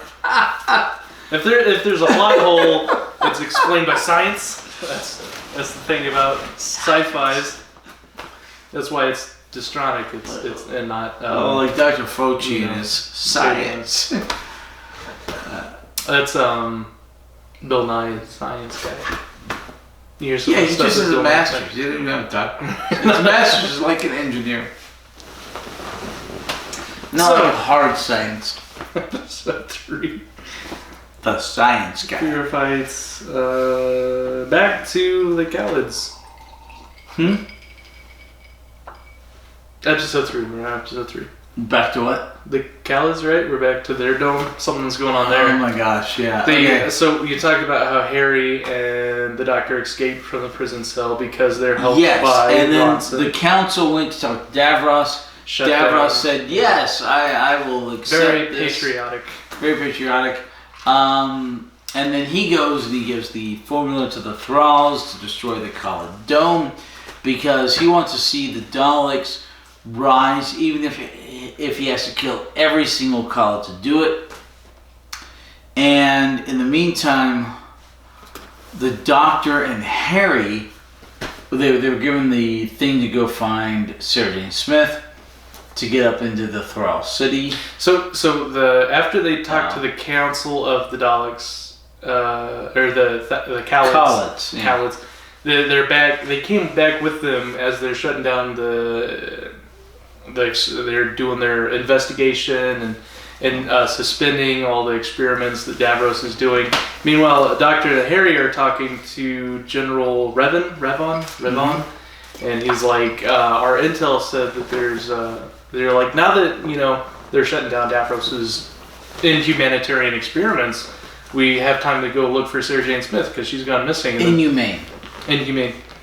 They're talking to General Ravon. They're like, we're looking for Sarah Jane Smith, and he's like, our intel said that there's a young female prisoner who led a revolt. And then Harry goes, yeah, Sarah Jane Smith, all right, that's that'd be her. Like, okay, well, now we know where she is. We're gonna go try and rescue her. So he's like, okay, well, we can lead you to where our intel says is an air vent where you can sneak into their dome. Yeah, the beginnings of the aqueduct or something. Yeah. So that's what they do, and then that's how Harry and the Doctor eavesdropped on Davos, giving away Davros giving away the secret component compound to the form. Destroy the Khalid Dome. Yeah. So that's how they found out about that, because they were there at the Thrall. Did we talk about that yet? I did. Okay. You were out of the room. So now we're all up to date. So the Doctor goes to save Sarah Jane Smith, which he is successful in doing. Yeah. Eventually goes in where she's being held in the rocket. He tells them to make a run for it, because they finished loading up the rocket. It's ready to be launched. And however, so they just abandon the slave laborers there to be executed by the exhaust fumes of the rocket. Right. So the Doctor and Harry sneak in. They're wearing the hazmat suits that they stole from a guard. Right. They hit them. So he says, you guys have to make a run for it. Warn people in the Khalid City because their dome's about to be dissolved. Go warn them. I'll stay here and delay the rocket. Right. Except as he's climbing the scaffolding to cause a malfunction on the rocket, a guard that they again punched to knock out, but didn't knock out thoroughly enough. Wakes up to kill. Seconds later, presses the electrified circuit of the scaffolding, which shocks the Doctor, and that's the end of episode 3. Is the Doctor's captured? Yeah, he's like, So episode 4, he's brought into the inner council of the Thalls, where he's talking to the Thal president, I guess, and he's like, watch us, we're about to win this war. We're dissolving their dome. We're launching the rocket. The war is going to be over. And the Doctor says... and there's 2 buttons. Yeah. Launch and detonate. Very convenient. Yeah, very convenient. 50 seconds, not 60, oddly enough. 50 seconds on the deal. Countdown. And the doctor's like... They went ahead and launched the warheads that had the formula to dissolve the barrage against the dome to weaken it so the rocket can go through it while it's brittle. It makes it brittle, yeah. Yeah. I'm assuming that's Daleks, right? Or something. Maybe. Anyway, so I would love to have that formula against Daleks if that's the case. That'd be amazing. Didn't they basically make a formula against Daleks? And that's something that he told Davros about when he was interviewing him with the reel-to-reel. He's like, this time they're thwarted by... and then they have the rocket heads that were in the middle. Okay. We'll get to that. Anyway, so the doctor rushes up and tries to stop by detonating the rocket because he doesn't want Sarah Jane Smith and Dr. Harry Sullivan to be killed. But he's restrained by about 3 or 4 guys. Yeah. And the rocket launches, it hits the college city, and it destroys it. Genocide. Gruesome. You see the... Gruesome genocide. You see this, like, dissolving dome containing just, like, this fire explode. Really great miniature work, by the way. It's really good special effects. Very convincing. Shot great. It was very nice. It's on a monitor. You really get the sense, the feel of it. It kind of reminded me of when I was watching Star Wars Episode 3, which is now Episode 6, where...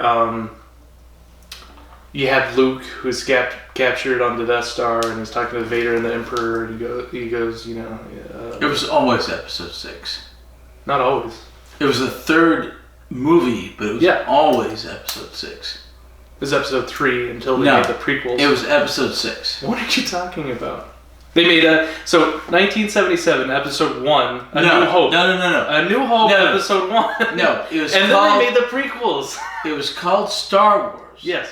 And it was Episode 4, even if No. Yes. It was not made Episode 4 until they made the prequels. No, it was called Episode 4. What do you want to wager? I don't even know how we'd look this up. What do you want to wager? I was there. I saw it in the theater as a kid. They did not call A New Hope Episode 4 when it first came out. It was just called Star Wars. And it was Episode 4. It was yes. not. It was not. What would you get a wager? I don't... I'm not a things to wager. What would you get a wager? Because I was there. I know this. I can't believe that they would call the first Star Wars movie Episode 4. They did. Because he didn't plan the prequels at that point. No, but he wanted to be left open. But it was Episode 4. What do you want to bet? Buy you a new handle?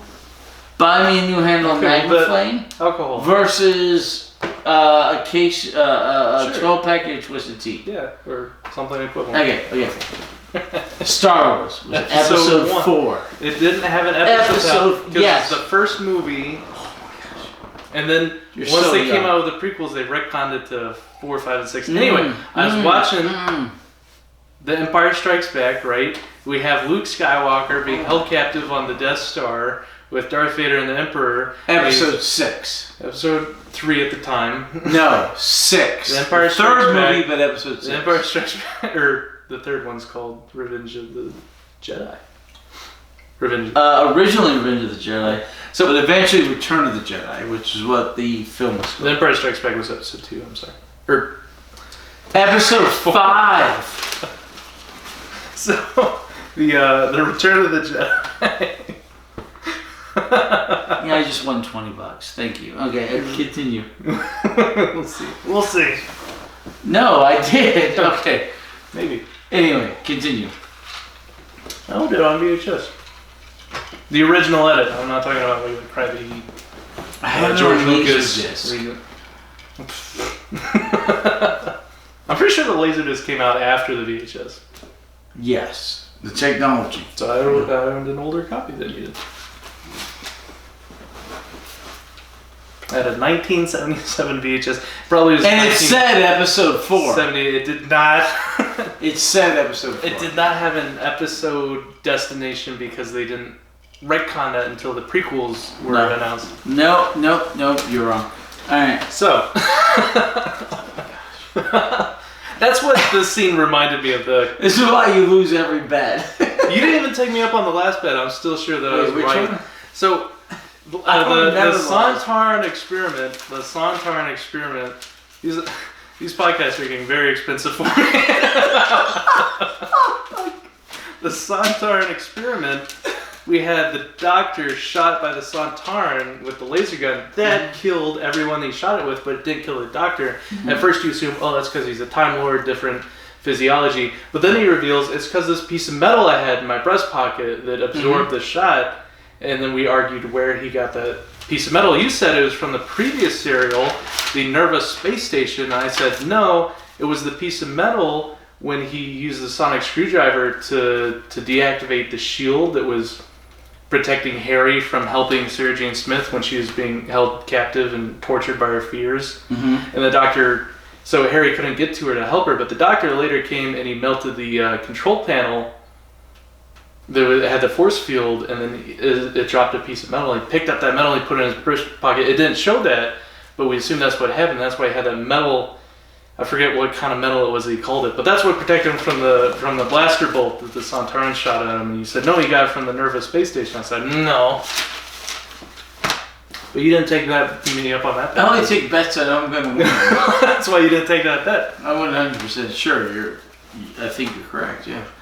See, I would have won that bet. But you didn't take me up on that one. Maybe. So I don't lose every bet that I make, that I'm willing to make anyway. You were willing to make that bet. Oh my gosh. Star Wars is episode 4. Always was. Well, now it is. Not always. No, it was always was. It was episode not always. 4. Maybe on Laserdisc. No, always was in the theater. The original release, episode 4. I'll be blown away if that's true. It is true. That sounds so absurd. Oh my gosh.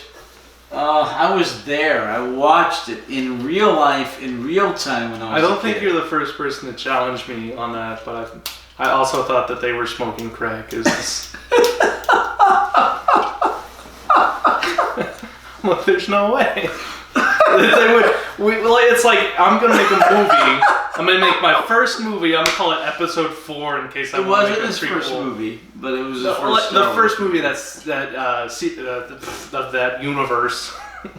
He hadn't made a Star Wars movie before. It's correct. It was the first Star Wars movie. I would never go, I'm going to call this episode 4 in case I want to make a trilogy prequel.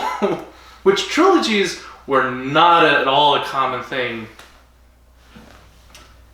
But he did. They are now. I would accept that nowadays because trilogies are an assumed with every single book series you're ever going to get into with a Hunger Game. And part 3 is always split into 2 parts. Just because they can suck as much money. They have a little bit of content like The Hobbit, and it's like a little itty bitty children's book. And they're like, we're going to make this into 3 movies. Oh my gosh, how's the battery holding up? This is going to be the longest episode ever. We should probably oh my gosh. Halfway, I'm guessing? Less than halfway. We're at about less than half. I have another battery. Pay attention to that red light. Yeah. So the doctor's shot. So that scene of the Khalid capital city being destroyed reminded me of watching Star Wars: Return of the Jedi, where the Emperor goes, I'm afraid it's quite operational, and the shields are quite, and he starts, the Death Star beam, the Rebellion transport ship. Anyway, very convincing miniature filming and prop work. So we have the Doctor absolutely heartbroken because he sent Sarah Jane Smith and Harry into the Capitol to warn them, and now he sees the Capitol exploding, and he's like, oh, there go my companions. Right. But the Thrall leader, he goes, amnesty. Gives a general amnesty to all of the prisoners. He's like, well, I guess we have to execute you now. Wait. We were brutal in war, now we will be good guys. Benevolent in peace. And he gives a general amnesty. And there's this young lady. Peter Pan, but... Yeah, she's a Tinkerbell, Peter Pan-esque young lady. What's her name? Her name is Betton. Wait. Betton? Betton. B-E-T-T-A-N. Alright, not Benton, like Sergeant Benton, but Betton. Bettan. Yeah, she's like a ton. Yeah. So the doctor's like, I have friends in the dome. Yeah, two of them.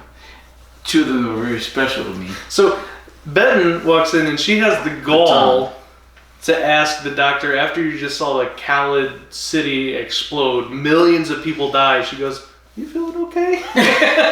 "What's wrong? You look a little pale." And he's like, "Did you have some friends in the capital of the several million people?" Yes, that died? I did. He's like, "Yeah, I did."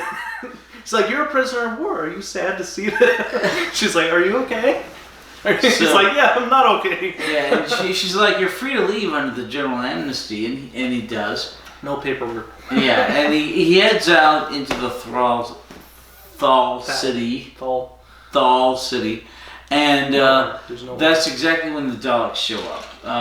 Sent by Davros. It was all of Davros' plan. Was to apparently wait. It was to kill the Khalids so that he could assume control of everything. Military power, martial law, and send the Daleks out to kill the Thals, so the Daleks will reign supreme. So we had Sarah Jane Smith in prison last episode, and they tried climbing up the rocket because they couldn't make it through the entrance or exit because it's too heavily guarded. Episodes ago, yeah. However, we had the Daleks just walk right in the front door of the Thal city. They're just... Well, exterminate, who can stop them, you know? They're susceptible to explosions. Yeah, they are low on ammunition, I'm assuming. Yes. He's supposed to explode. Well, also, they're celebrating the victory, so I guess they were a little distracted by these vacuum robots just wheeling their way in. Also, is it not weird that Daleks can move without the magnetic surface? Even though that's the crutch of the first Daleks we see. What happened there? It's a fantastic point. It's completely ignored. It's completely ignored. Moot. Yes. They get across the wasteland with no capability to do as such. Maybe there's a transport that dropped them off. I don't know. No, but that matter of point is completely ignored. I have one fan fiction explanation for it. We'll get to it on episode 6, I think. What? I think I gotta figure it. It's a lame explanation, but it's at least enough to have my suspension of disbelief to where I can. Alright, I'll be back. You continue with episode 4 or 5 or whatever the hell we're on in this epic episode. Davros interrogates Peter Pan. Okay, so the doctor heads out and he's talking to Batten. Yeah. He's like, this is really bad. This was part of Davros' plan. She's like, what are you talking about? Davros is a hero.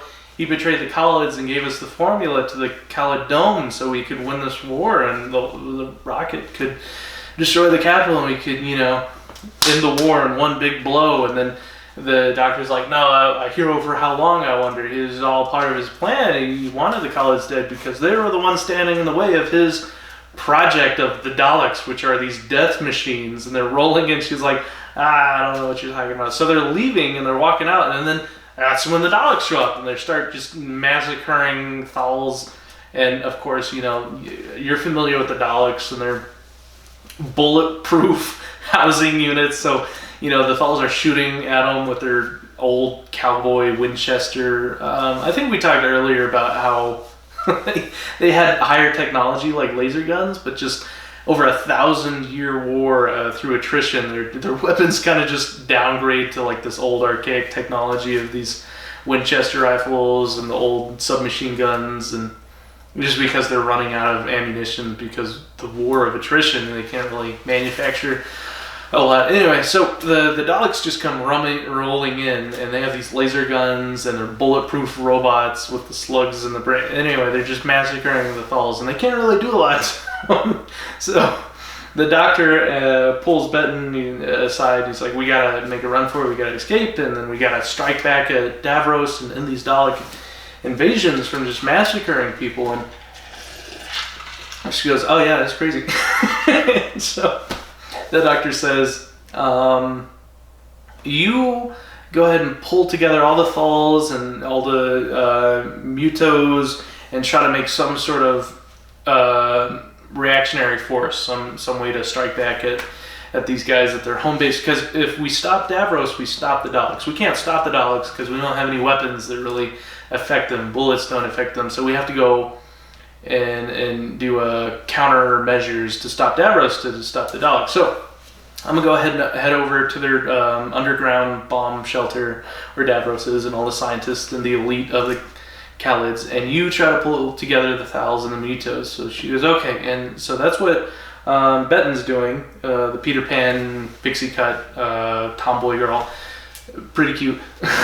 So on his way, the Doctor gets ambushed by a roaming tribe of nomad Mutos out in the wastelands, but he's rescued by, surprise, surprise, Harry and Sarah Jane Smith. He goes, I thought you guys died. I thought you were in the Capitol that got exploded that I sent you to. And she's like, we never made it. We got stopped by some Mutos, the same tribe that attacked you. But once the bombs started going off and Daleks were rolling out everywhere, they just ran for it. So we were free, and then we saw you, and that's how we rescued you. So the three of them are united again. So they go into the Khalid scientific facility, underground bomb-proof shelter where the scientists, Khalid elite are, and they talk to. They get captured. Surprise, surprise again. Right as they're. Meanwhile, we had Garmin. No. Yeah, Garmin. Yeah, Garmin. Garmin. Or whatever. Is that right? No. I'm thinking of Garmin. Yeah. I wrote down his name twice. I spelled it differently, so I thought it was two different characters. So Garmin was talking to Ronson before he died about how they don't like Davos, and he's making these robots. Davros with no emotions, and he's mad, and he's crazy, and he's willing to sacrifice anyone for his Dalek project. So we have smarmy little Hanyag Nider approach Garmin. And he goes, I have some concerns about Davros. And he's like, I have served him faithfully for many years. But he's willing to sacrifice anyone, including myself, for his pet project here. And he's like, okay, yeah, you're not the only one that has concerns. Me and some scientists, we're creating a sub-faction. We're doubting his leadership. So, oh my gosh. Just skip the recap at this point.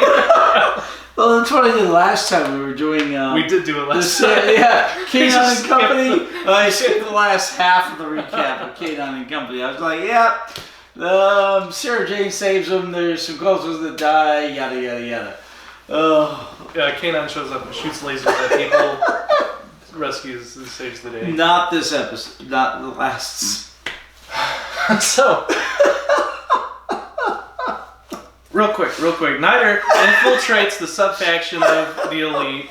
He figures out that they're planning a coup, so he tells Davros they capture Garmin. They throw him in prison. Right when they throw him in prison, the Doctor and the companions come through the air vent. The lights turns on, and there's Davros. He goes, "Hello again." Really. And Nider's holding a pistol. Yeah, villain moment. And then they get thrown in jail with Garmin. They're like, what are you doing in here? He's like, I was leading a sub-faction against... Wait, you got to tell the bit where the Doctor is being held in that encapsulation before they're thrown in prison, yeah. So the Doctor is being interrogated, and he's being... by Davros. He's being encouraged to divulge information by the torturing of his companions, because Davos is like, you share a weakness with all of humanoids, is that you have compassion and conscience.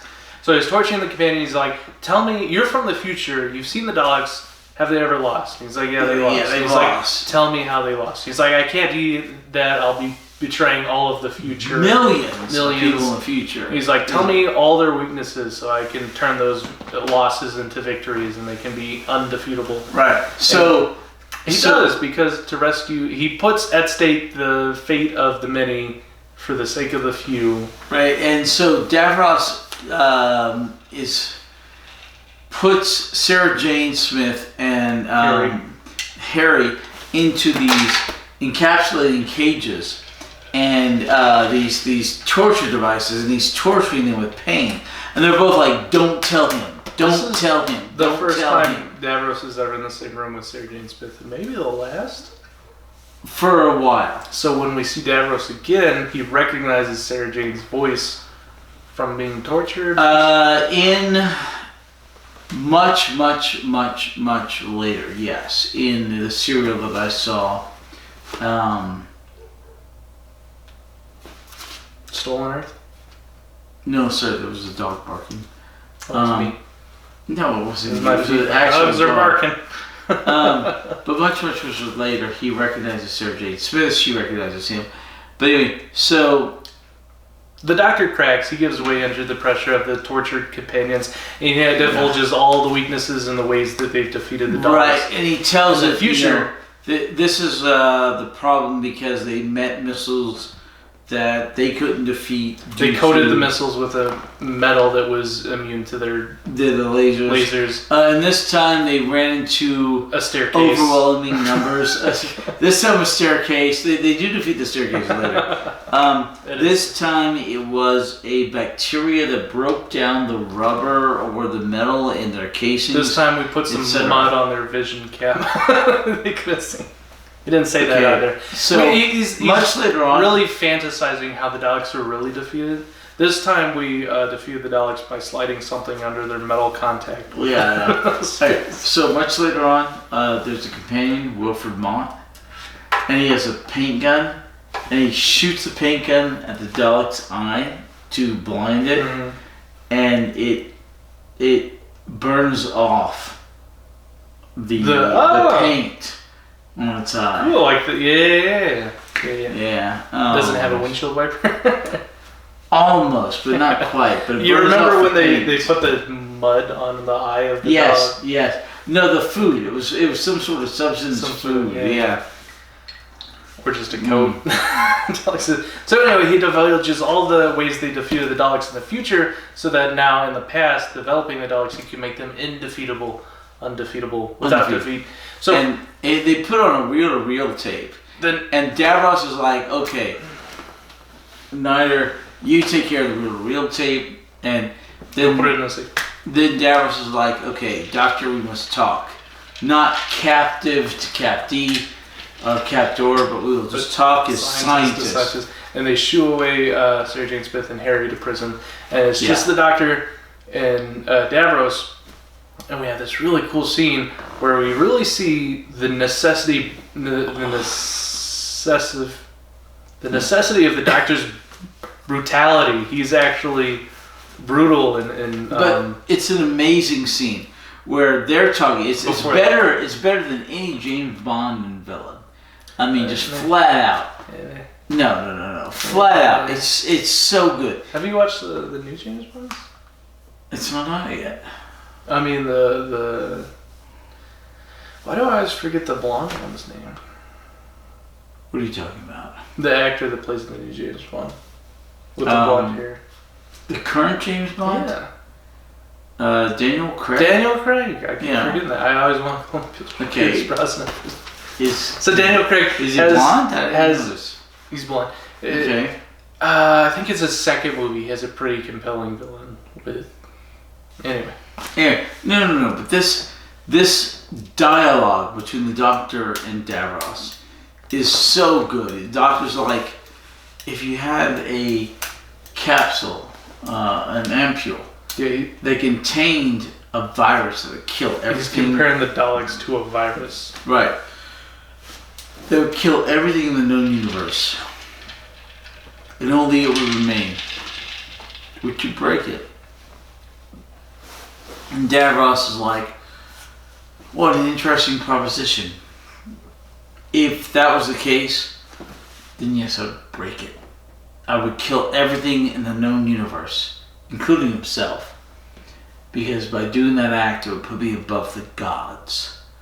And I mean, the dialogue is just amazing. So the rapport is so amazing. The Doctor presents Davros with his moral dilemma, to which the answer is very obviously no, because he's likening the Daleks to a plague, a virus that will wipe out all living creatures. It's like, you wouldn't subject all living creatures in the known universe to that, to just be wiped out and replaced by one creature. You wouldn't do that for a microscopic organism if it was a virus that would just kill all living life. And then Davros calls his moral bluff and says, he's like, I think I would do that. And then that's when the Doctor realized this guy's absolutely crazy. He's this megalomaniac. Nutbar. Obsessed with power and status and then just wiping out humanity. He's like, well, there's no reasoning with this guy. And then you just see this fantastic character development with the Doctor. He just, when Davros starts talking about his insanity, he's like, I would break the capsule. I would want to end all humanity because that would be an act which would put me beyond divine. I would be on divinity. Gods, yeah. And you see the gears in the Doctor's head, and he's like, there's no reasoning with this guy. He's crazy. And he's like, all right, I'm going to jump into, I can't talk to him. I'm going to jump into action. And he goes absolutely brutal on Davros. He like grabs him, he puts him in a headlock, and he stops his hand from, and then he's like, this button's your life support. And he's like, don't touch that button, that's my life support. And he's like, I'm going to turn off your life support. he's like, I'm going to kill you if you don't order the destruction of the Daleks. Right. And I can't survive without that for more than 30 seconds. And he turns it off. It's a chilling scene. 5 to 10 seconds. I mean, it's a goofy sci-fi from 1975. So good. You don't expect it to give you like actual chills where you're just like, oh my gosh, these characters and just their... It's so good. It was really, really good.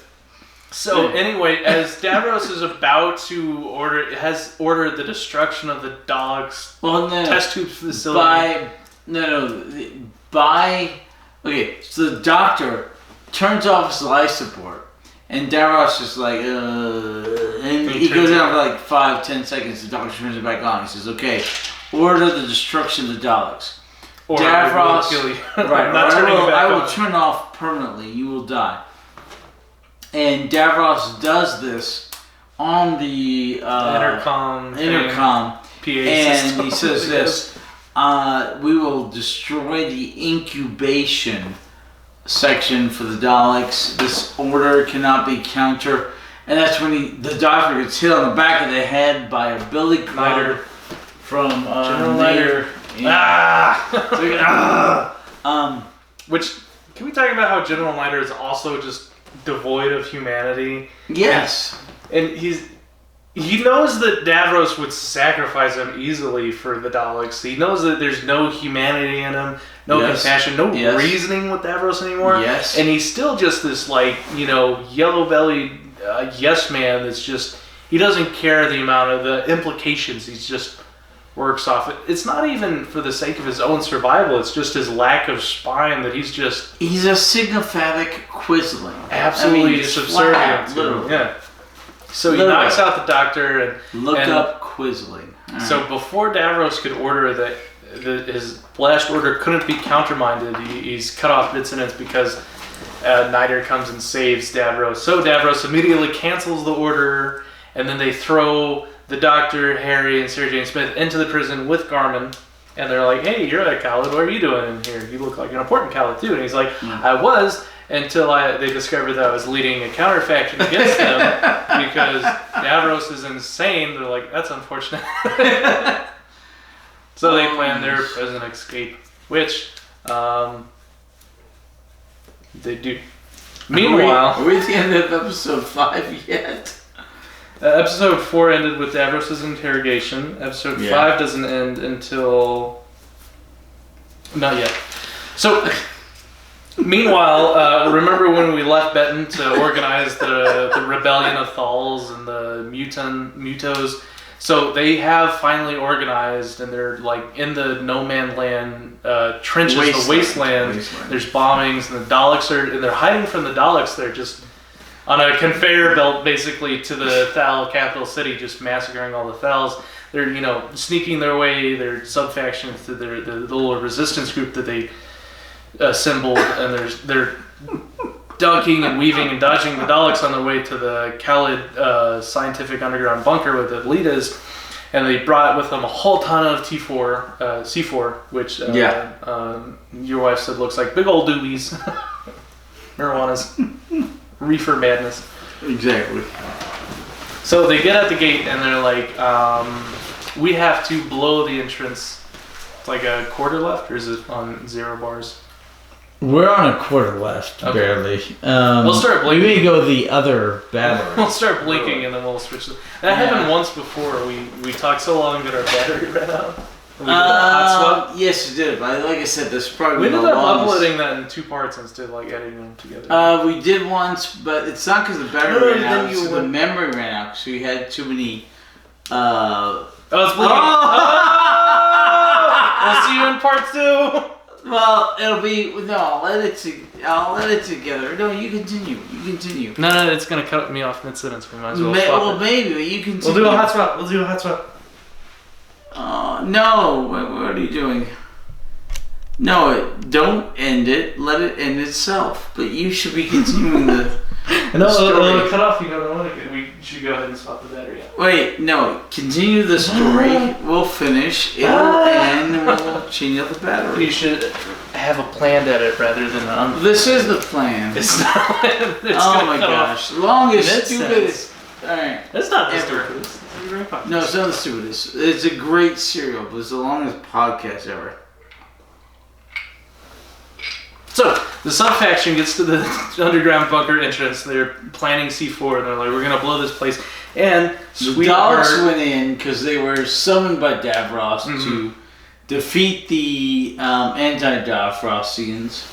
The 80%. The scientists have started recruiting from the military now, and it's like an 80% majority that want Davros out because they know he's crazy. Meanwhile, Sweetheart Severin stops Benton from... Sweetheart? Yeah, he's a sweetheart. He stops Benton from setting off the C4 explosives to seal in the entrances to bury him underground because he's like, wait, Harry and Sarah Jane Smith and the doctor are still in there. We have to save them. She's like, it's going to take me like 30 minutes to set these explosives. We don't have any more time with that. We have to set them off. He's like, You should well, go then that look means for I him. have time to go warn them. And she's like, not much. I can't buy you any time. She's like, I'll give you what time I can, but you could die in there with him. He's like, that's a risk I'll have to take. So he goes to So Davros. pull them out. So Davros is in this meeting that he negotiated with the rebels, and he's trying to literally. They escaped from jail with Garen. Yeah, Garmin. Garvin. Harry and Sarah And the doctor. There's a meeting of these people of the rebels and Davros, and And he's they go- like trying to convince. He says, "Okay, I will agree to your terms of surrender as long as I get an opportunity to present my case."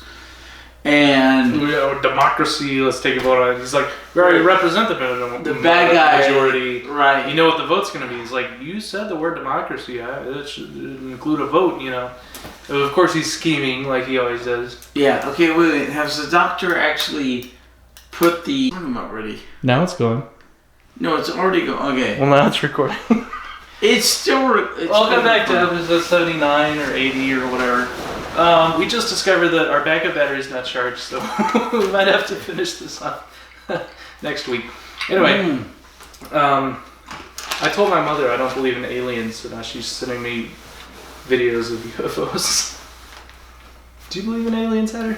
What the hell? Okay, let's finish this up. I checked my phone while I was in the other room, so I just saw a video of a UFO. So that's what came to mind. We were talking about... So... It's already blinking. No, okay. Yes, continue. We're gonna have to finish this off. No, continue. I don't know where I was. Oh my god. We're having some formatting issues. We might have to reformat our podcast here on out going forward. I could edit them. Continue. Episode 6? 5. We're on episode 5. Continue. So we have the sub-faction of... So the Doctor, Harry, and Sarah break out of jail with Garmin. because they're rescued by this other scientist who's a part of this subfraction, which now represents the majority of the elites who disagree with Davros, and they want an end to Davros' reign and the heartless Daleks that don't have any emotions. So they're ambushing soldiers to get into the armory, and they're like, don't shoot them, don't take life unless you have to, which goes kind of south because the soldiers, of course, fight back, and then one guy is struggling and they have to shoot him. He's like, what a waste of life, Garmin says. He's a good guy. We like Garmin. He's like, it's an unnecessary use of life. Don't fight back. And then another scientist comes in. He's like, people are coming to us in droves. They're joining our faction. We have a good amount of the military too. We're at least at 80% majority. And then they start handing out weapons. They're like, we're taking over. Meanwhile, the Doctor and his companions made it to the test tubes, the laboratory where the Dalek slugs are being manufactured. And Elizabeth is like, can I see them? And he's like, open this little visor, and she looks at him. She they've shown before, Yeah, they look different now. Like, when we saw them in black and white, they're like this... It's just a black slug, like magnetic looking. Looks like it was Flubber. black and white. You see the original black and white Flubber? It looked like Flubber from not the one with the new one, but the old black and white Flubber. So the Doctor goes in and he sets up the C4 charges. They set up the C4. He's like, I'm gonna wipe out the Daleks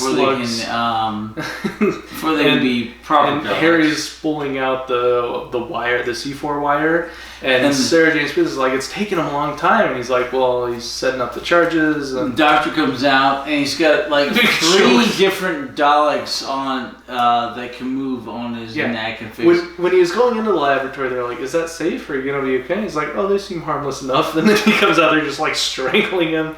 And that is the end of episode 5. Yes. So, episode 6, he goes, Sarah, and she grabs the Dalek off his neck, throws it in there. Harry grabs the Dalek off his neck, throws it in there. The Doctor grabs the Dalek off his neck, throws it in there. And then the Doctor goes, okay. They run to where the wires are, and the Doctor's like, okay, if I touch these wires together... Right, it's right here. It's the scene. Right here. If I make this connection, yes, I'll be destroying these Daleks. But then, all of a sudden, he has this moral quandary, which he didn't have when he was, muscling Davros, telling Davros to destroy the Daleks. But he's now that he's the one with the trigger in his finger, he goes, I can't do it. I can't end this innocent civilization. They're like, what are you talking about? The Daleks. It's the Daleks. They're robots. They have no emotions. They have no mercy. There's no consciousness. You can end them. They're evil. And he goes, but their extermination of other life forms has caused peace treaties before. They're like, what are you talking about? Kill him. He's like, I can't do it. And he's looking at the wires. He's like, if I touch these wires together, I destroy an entire race. I'm committing genocide. This is the bad thing. And he's like, what separates me from the Daleks if I do this? It's nothing, right? To be fair, much later on in the 9th Doctor, a Dalek tells the Doctor he would be a good Dalek. Yeah. I knew it. I always knew it. We've seen the Doctor genocide people before. Like he's sabotaged spaceships that explode, which basically have evil warlike civilization's last hope on the spaceship. He sabotaged it, and anyway, for some reason he just can't bring himself to destroy this laboratory of Dalek slugs. Luckily for him, Garmin comes up and he's like, we got it. We have a majority. We're taking control. We're going to get him. We captured Davros, and he agreed to have a democratic meeting with us. And he's like, oh, well, then no need to destroy. He pulls the wires out of the C4. We could have avoided a lot if he just... Anyway, so we're in this democratic meeting where Davros is really just buying time. He's arguing for this is the future. Species by nature need to be aggressive to ensure their own survival. We've seen it's a proven fact that their species can't coexist, which is bullcrap. It's like there has to be one dominant surviving species to ensure peace and survival. And then he's like, who will join me? And then a couple of guys go over to his side. He's like, is that all? And he's like, yeah, you're in the minority. And he looks at him and he goes, I saved you. I saved your life. I developed the... Yeah, he's really guilt-tripping the scientist. He's like, I give you your pacemaker in your heart. He would be that. Saved your life, yeah. He does that over and over again. What he's doing is buying time for the Daleks to get into place from the Thrall city over into this bunker. They come into the bunker, and when he's ready, he says, okay, now that I know those of you who are loyal to me and those who are not loyal, those who are traitors, I will unleash this on you. And the Daleks come in and they kill everybody who was not loyal to Davros, who was not loyal to his cause, the Daleks. And just like 9-10 deaths right there, yeah. Our total is 36 people died on camera, not including the ones that showed again. 2 big-ass cities off camera. People genocide on camera. It showed the cities exploding, but we still don't care. Like a million. And then we just, several sets are just littered with corpses. Children's show. It's a very dark serial. Yeah, very dark. Still, not as many on-screen deaths as our record holder, which is the Monster Peloton. Okay, 38 people died that serial. Anyway, so yeah. So be that as it was, and be that as it may, and I doubt it was. You doubt it was? Be that as it may, and I doubt it was. You doubt that the Monster Peloton had more deaths? It's a saying. You're quoting. It's a saying. You're saying you disagree with me, is what that's saying? No, it's a quote from Amazon Women on the Moon. Amazon? What? Amazon Women on the Moon. Is that a movie? Yes. You haven't seen that? I'm not putting it on the movie list. Put it on the movie list. I'm not doing it. Put it on the movie list. I'm not going to do it. Amazon Women on the Moon. I'm not watching that. Yes, you will. Yes. Not going put on it on the the movie list. I'm not going on the list. I'll put it adjacent to the list. Put it on the movie list. I'll put it adjacent. Amazon Women on the Moon. It's a really good bad movie. How much money does Amazon give to the Amazon force? What? Right, because they're named after the Amazon. Amazon Women on the Moon. Amazon Women on the Moon. Okay, happy? Be that as it may, and I doubt it was. Anyway, so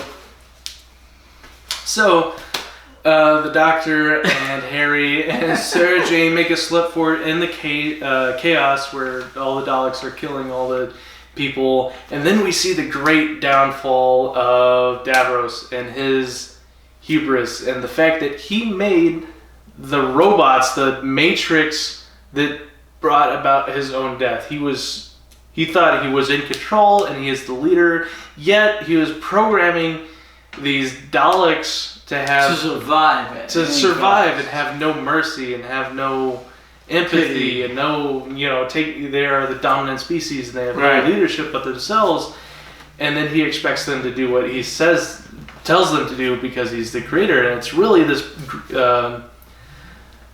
the apocalypse that is the great robot uprising or the AI intelligence overthrowing humanity. Matrix. He brought it, like the Matrix. He brought about his own destruction, and they're like, he starts giving them orders, and they're like, we don't listen to you, and we don't obey you, and he's like, you will obey, and they're like, no, we won't, because, and then they're like, why should we listen to you? We're going to kill you, and he's like, wait a minute, don't kill me, and they're like, it's time to die. He's like, have mercy, and they're like, that's not our vocabulary. Pity. They don't know what pity is, and then they shoot him, and that's the last death.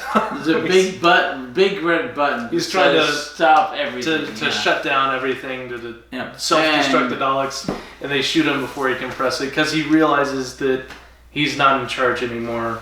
So, Neither dies. Davros dies. He comes back later. Apparently he comes back many times. there's also the hubris of the Daleks that they've been programmed in Davros's image or consciousness, so they have the same shortcomings he does of hubris, and they think that they're the best of the best when they killed off Davros when they needed him, because he was the only one who had the information of their weaknesses, because the Doctor and Sarah Jane Smith and Harry stole the reel-to-reel tape, which contained all the information. They destroyed from the interrogation. They shot it with a Dalek laser, which he said, that's very ironic. Okay, so the Doctor... So they're running out of underground bunker. The Doctor manages to get away. Yeah. They're like, we're going to blow it. And then the sweetheart, Severin, is like, wait. I see the Doctor. He's coming. Wait. No, Sarah Jane said that. And they're right on his Doctor gets out. They destroy the right bunker. Boom. And the Daleks the Doctor also eventually was about to kill the Daleks, but he didn't. Because he didn't. And then the Dalek was coming around the corner. The Doctor was about to complete the circuit. He set up the C4 explosives again on his way out. He's about to complete the circuit. But then he heard the Dalek coming, and for some reason he just threw the wire and hit the Dalek the corner. Eventually crosses over and completes the wire, destroys the Daleks. The Dalek running over the wire completed the circuit, which set off the C4 explosion to kill the larvae. Stops the Daleks for like 1,000 years. Which is a trope that I hate, which is what? Which is the hero can cause the death of the villain, but not directly. It has to be caused accidentally, because they have to be pure of conscience. They can't ever perform an act in the greater good to truly be good. So that's why you see in Spider-Man, when he's first facing the Green Goblin, he can't kill the Green Goblin. It has to be the Green Goblin that accidentally kills himself trying to kill Spider-Man. The hero can never kill the villain, because if they did, that means they would be in the same nature. Yeah, he says that. He actually says the Doctor said, if I kill the Daleks, that makes what differentiates me from the Daleks. And then he overcame that feeling, and he's about to complete the circuit anyway, but the writers are like, no, the Doctor's truly good, so we have to have the Dalek be the one that completes the circuit. To be fair. And it's this, right. To be fair, this is 1975. 1975. This is long before the modern tropes. Yeah. So it's ahead of its time. Right. So anyway, the larva is destroyed. They seal off the entrances. They're all buried underground. The Doctor and his companions made it out with and the Daleks are postponed for 1,000 years. Yeah, they're like, we defeated the Daleks. We did. And he's like, they're not defeated. They weren't killed by the cave-in. We merely delayed them by, say, 1,000 years. But at least we kept, the information of their weaknesses out of their hands so they can't evolve and turn those losses in the future into victories. But we assume that's maybe where Davros comes back in. So. And then Doctor and Harry and Sarah Jane Smith. They grab onto the time ring and they're floating in space. They do their merry-go-round, and that's the end of this episode. Next time, Revenge of the Cybermen. The Cybermen share a lot of similarities with the Daleks in terms of they've removed certain emotions from their brains. True. But they were the mirror planet of Earth, meaning they were alternate humans, basically. That saw human traits like compassion. And no. And that's the planet called Mondas. But not all Cybermen are Mondasian Cybermen? There's two types of Cybermen. Mondasian Cybermen. But this sucks. And the Cybermen from an alternate universe. We haven't seen those yet. No, not yet. No. So we're still dealing with the Mondasian Cybermen. That we know of. Yes. We don't know who these Cybermen are going to be. I'm assuming Mondasian Cybermen. Yes. But they don't have the sock faces anymore. So we watched Prison of the Ghost. You want to talk about our bad movie header? Yes! It was We watched horrible. Prison of the Ghost Land for I saw. I rented out a movie theater. The whole movie theater. It's a pretty cool experience. Well, happy birthday, by the way. Thank you. $140. Not that bad. That's a good price. Yeah, it's a good price. I thought it'd be more than that. No, $140 for a private screening. Yeah. Yeah, private screening. We watched it. Prison of the Ghost Land. What do you think? as a bad movie, so we have our bad movie nights on Sunday.